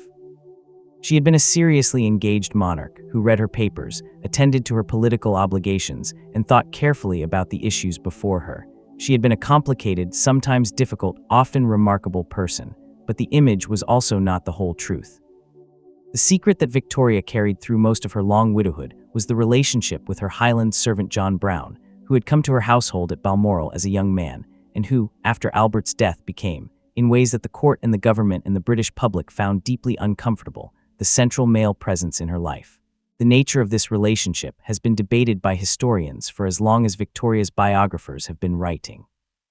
The court records show that Brown had a level of access to the Queen that was extraordinary for a servant, that he accompanied her everywhere, managed her immediate household, dealt with her correspondence and her callers on her behalf, and was treated by her with a warmth and a personal regard that was emphatically different from her manner toward any other member of her staff. Her family disliked him. Her courtiers found him insufferable. He was coarse in manner, plain in speech, occasionally drunk, and entirely immune to the social niceties that governed behavior at court.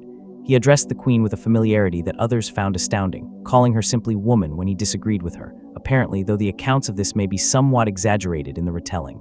The press, the Republican, satirizing press, the papers that were not entirely in awe of the monarchy, called her Mrs. Brown. There were pamphlets suggesting that the relationship was improper. There was a rumor, persistent and impossible to verify, that they had been secretly married. Victoria was deeply, furiously, absolutely certain that the relationship was being misunderstood. It was a relationship of trust and affection and mutual regard, she maintained. Brown's frankness, his willingness to speak to her directly, to say things that her courtiers were too deferential to say, was something she found genuinely valuable. After 30 years of being treated as a sacred object rather than a person, there was something that she found liberating about a man who spoke to her as if she were human.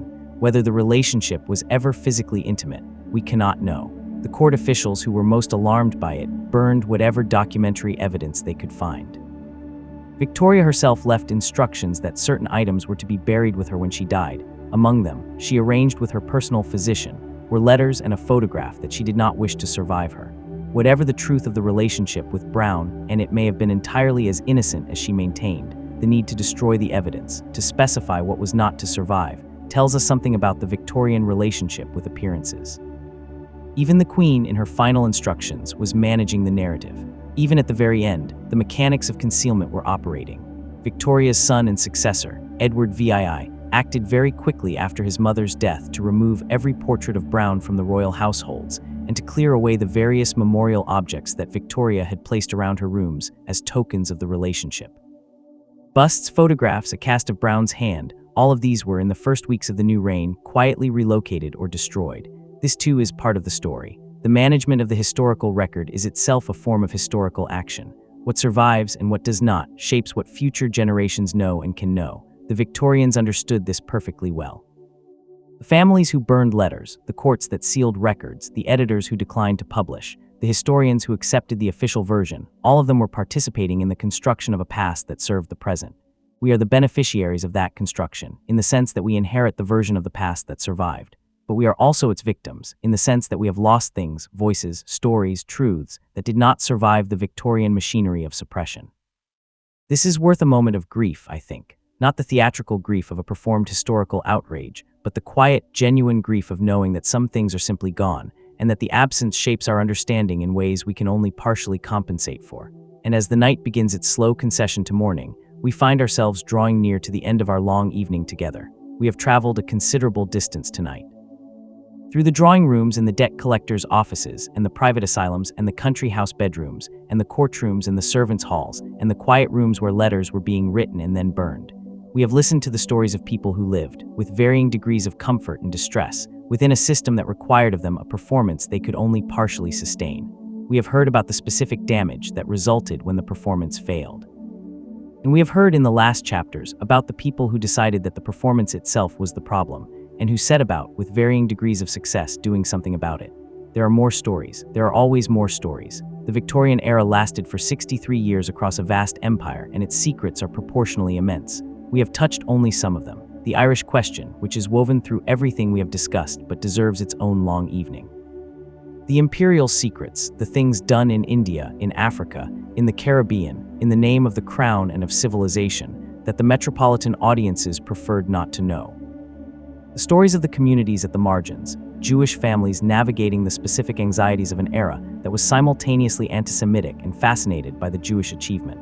Working-class communities whose relationship with respectability was shaped by entirely different economic pressures. Immigrant communities whose domestic arrangements baffled and alarmed middle-class observers. These are stories for other evenings. Tonight, let us come gently to our close. The inherited silences, what the Edwardians did with what they were given. Victoria died in January of 1901, and the Edwardian era that followed her is, in the popular imagination, a kind of extended party before the cataclysm of the First World War. This is not entirely wrong. The Edwardian period, the reign of Edward VII from 1901 to 1910, and then the continuing social momentum of that reign through the years up to 1914, was a time of considerable social confidence for the upper classes, of wealth and leisure, and the particular pleasures of a society that had not yet had to pay any reckoning for its enjoyments. But it was also a society that had inherited the Victorian secrets and was living with them in a changed context. Edward VII brought to the monarchy a social tone that was explicitly different from his mother's. He liked pleasure openly, without the Victorian requirement of moral pretense. He was comfortable in a social world that included people of various backgrounds, Jewish financiers, American heiresses, theatrical people, self-made businessmen, in ways that would have alarmed his mother considerably. He also continued, essentially without modification, the parallel domestic arrangements that had characterized his private life for decades. What the Edwardian period did with the Victorian secrets was, in many ways, to make them slightly less secret. Not to address them, not to repair the damage they had caused, not to reform the system that had produced them, but simply to loosen the requirement of absolute public silence about them. The divorce rate rose through the Edwardian period. Not dramatically, the social stigma remained significant, and the legal process was still difficult and expensive, but the trajectory was clear. The institution of marriage, loosened slightly from its Victorian rigidity, was finding some new shapes. The women's suffrage movement entered its most dramatic phase. The Pankhursts, Emmeline and her daughters Christabel and Sylvia, founded the Women's Social and Political Union in 1903, and the campaign that followed was deliberately spectacular. Window smashing, hunger strikes, the death of Emily Wilding Davison at the 1913 Derby, when she stepped in front of the king's horse. These were acts of a movement that had concluded that quiet petition was not enough, that the specific visibility of public disruption was necessary to force a system that was comfortable with silence into confrontation. The financial scandals of the period continued, with the expanding economy of the Edwardian era providing new context for the old patterns. The railway speculation of the 1840s had its Edwardian echoes in the various financial bubbles of the period, and the names that appeared in the subsequent scandals were sometimes the same aristocratic families that had appeared in the Victorian ones, the second or third generation, now managing inherited debts alongside new ones. The great country house tradition continued, though with increasing strain. The agricultural depression that had begun in the 1870s had never fully reversed. The costs of the houses continued to rise. The number of aristocratic families selling estates discreetly, through agents, in ways that minimized the social visibility of the transaction, was increasing. The grand house parties of the 1880s and 1890s continued, but with an undertone of financial anxiety that the Edwardian elegance could not entirely suppress. And then 1914 came. The First World War did not create the changes that the late Victorian and Edwardian era had been building toward, but it accelerated them with a violence and an irreversibility that nothing else could have managed. The great country houses lost their male staff to the trenches. The aristocratic families who had been quietly managing their finances sent their sons and were sent their deaths in return. The economic settlements that had maintained certain social patterns became impossible to maintain. The social authority that had rested on the unspoken premise of class superiority met the specific leveling experience of the Western Front, where your class did not determine whether the gas found you. The secrets of Victorian high society did not simply dissolve in the war. The patterns persisted, the double standards persisted, the class-based differential in the operation of law persisted, but the social framework that had given those patterns their specific Victorian character, the absolute requirement of public respectability, the elaborate machinery of concealment, the particular combination of rigid social form and private flexibility, this framework was damaged, and then cracked, and then eventually broke. What replaced it was not honesty, exactly. Human societies do not generally move toward honesty in a clean line. What replaced it was a different set of hypocrisies, a different distribution of what was said in public and what was managed in private, a different set of social fictions required of different groups, but it was different. And the difference, such as it was partly the product of the people who had refused the Victorian fictions, who had told the truth in court, who had published inconvenient newspapers, who had campaigned in the street, who had written the letters and the diaries and the novels that kept alive, for us, the memory of what the Victorian social system had required of its participants. What the houses remember, there are houses in England that remember. Not literally, of course. Houses do not have memory in the way that people do, but they carry, in their architecture and their atmosphere, the evidence of the lives that were lived within them. The sealed room, the wing that was never renovated, that still has the wallpaper from a century ago. The servants' stairs, still there in a house that has no servants now, leading up through the center of the house from the basement to the attic in a hidden architectural channel that most of the current residents have never used. Great Victorian country houses that survive, and many do, as museums, as hotels, as family homes that have been maintained against enormous odds, carry this evidence in various forms. The still rooms where preserves were made and medicines were prepared. The gun rooms and the boot rooms and the flower rooms. The billiard room where men went after dinner and the drawing room where women went, and the way the architecture itself inscribed those separations in brick and stone. Some of these houses have archives. Collections of family papers, letters, accounts, diaries, estate records that represent the documentary remains of the Victorian lives lived within them. These archives are in varying degrees accessible to researchers, and the research that has been done in them over the past few decades has produced much of what we now know about the realities of Victorian upper-class life. But the archives are incomplete, not accidentally. The incompleteness is itself historical evidence. The letters that were burned, the pages cut from diaries, the gaps in the correspondence, sometimes noted and sometimes not, that coincide with the periods when the most interesting things were happening. The family histories written in the Victorian period or shortly after, which present a version of the family story from which the financial disasters, the difficult marriages, the unwanted children, the addictions, the various other forms of human imperfection have been quietly removed. What remains in the archives is a curated Victorian past, a past that tells the truth about a great many things and that maintains a discreet silence about others.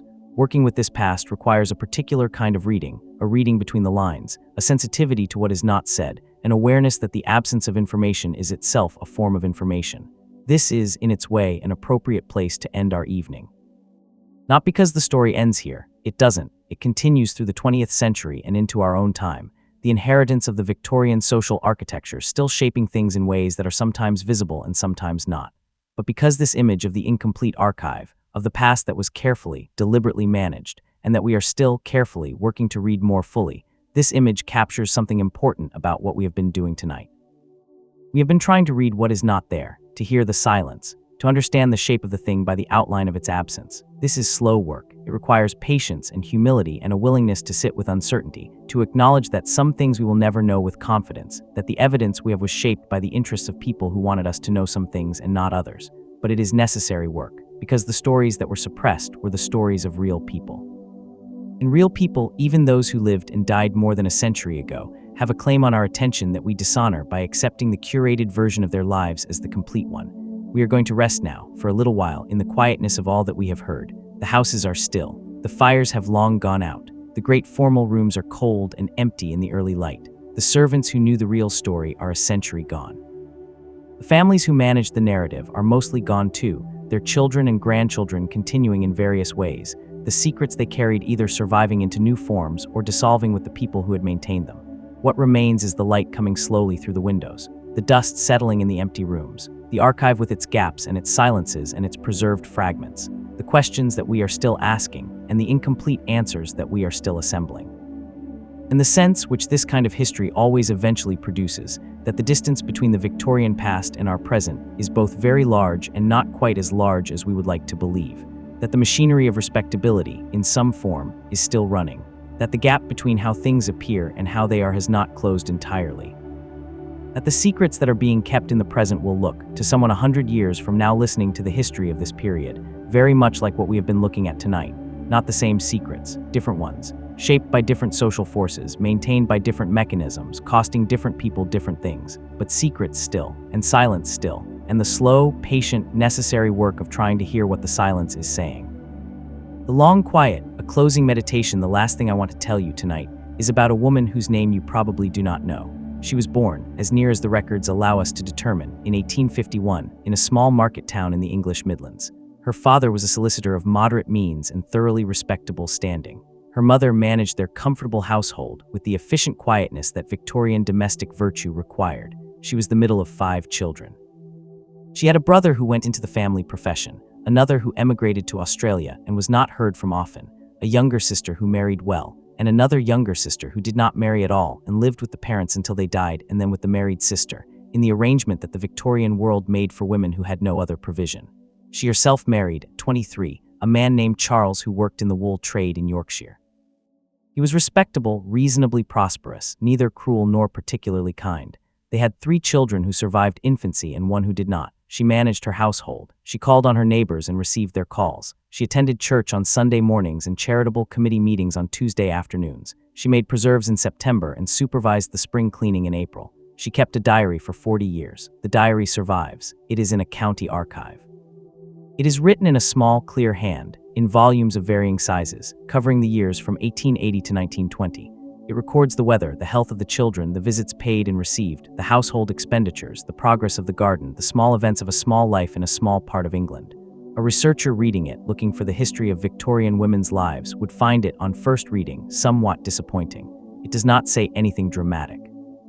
It does not reveal scandal or express large emotion. It is, in the terms with which we began tonight, extraordinarily respectable. But the researcher, reading carefully across 40 years, begins to notice things. The gap in October of 1886, where 2 weeks of entries are missing and the pages appear to have been removed. The entries in 1891 that are brief to the point of blankness, written with a hand that appears less steady than usual, that record nothing but the minimum required by the diary's own logic. The way that Charles, who appears frequently in the earlier volumes, begins to appear less often in the later ones, and then very rarely and then not at all, even though they are still living in the same house and neither has died.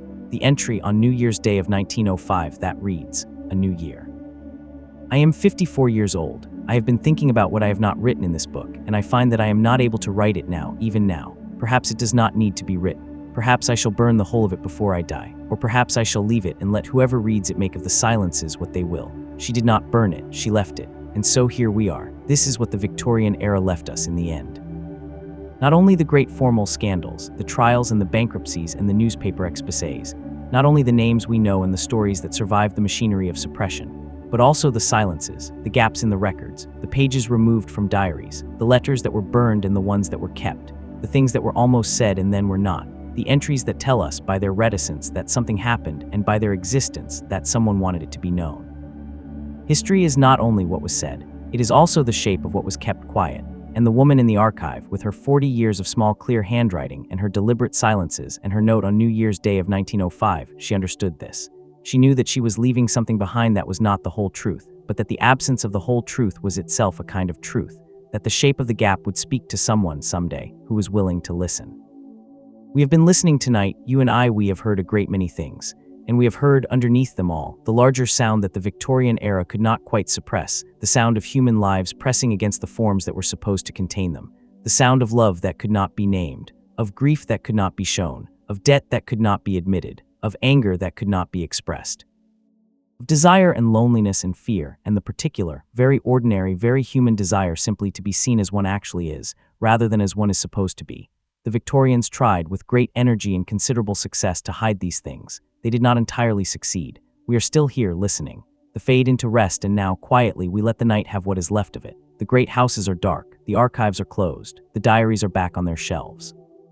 The fires have been out for a long time, and the rooms are cool, and the light that will come in a few hours through the tall windows will find nothing but dust and stillness, and the long, patient testimony of objects that outlasted the people who owned them. You have traveled a long way tonight, through other people's lives, through other people's secrets. Through a century that is not your century, but that is not entirely foreign to you either, because the things that make us human do not change quite as much as our centuries change. Tomorrow the ordinary world will be there again, with its ordinary requirements and its ordinary complications. There will be things to do and people to see, and the various small negotiations of being alive in the world. But for now, there is only this. The quiet of the late night or the early morning, wherever you find yourself at the end of this long story. The warmth, if you have made yourself warm. The particular stillness that comes from having spent a long time inside someone else's story, and from feeling as the story ends the return to yourself, to your own life, your own room, your own body settling into rest. The Victorians are gone. Their secrets, many of them, have found their way into the light that they tried to prevent from finding them. The women and the men who managed the fictions are beyond the reach of embarrassment now. The houses have changed hands. The archives continue their patient waiting. And somewhere in a county archive that is open on weekday afternoons to researchers who have made an appointment, there's a small clear handwriting running across pages in volumes of varying sizes, recording 40 years of a life that was small and ordinary and full of things that could not quite be said. She left it. She wanted it to be found. You can rest now.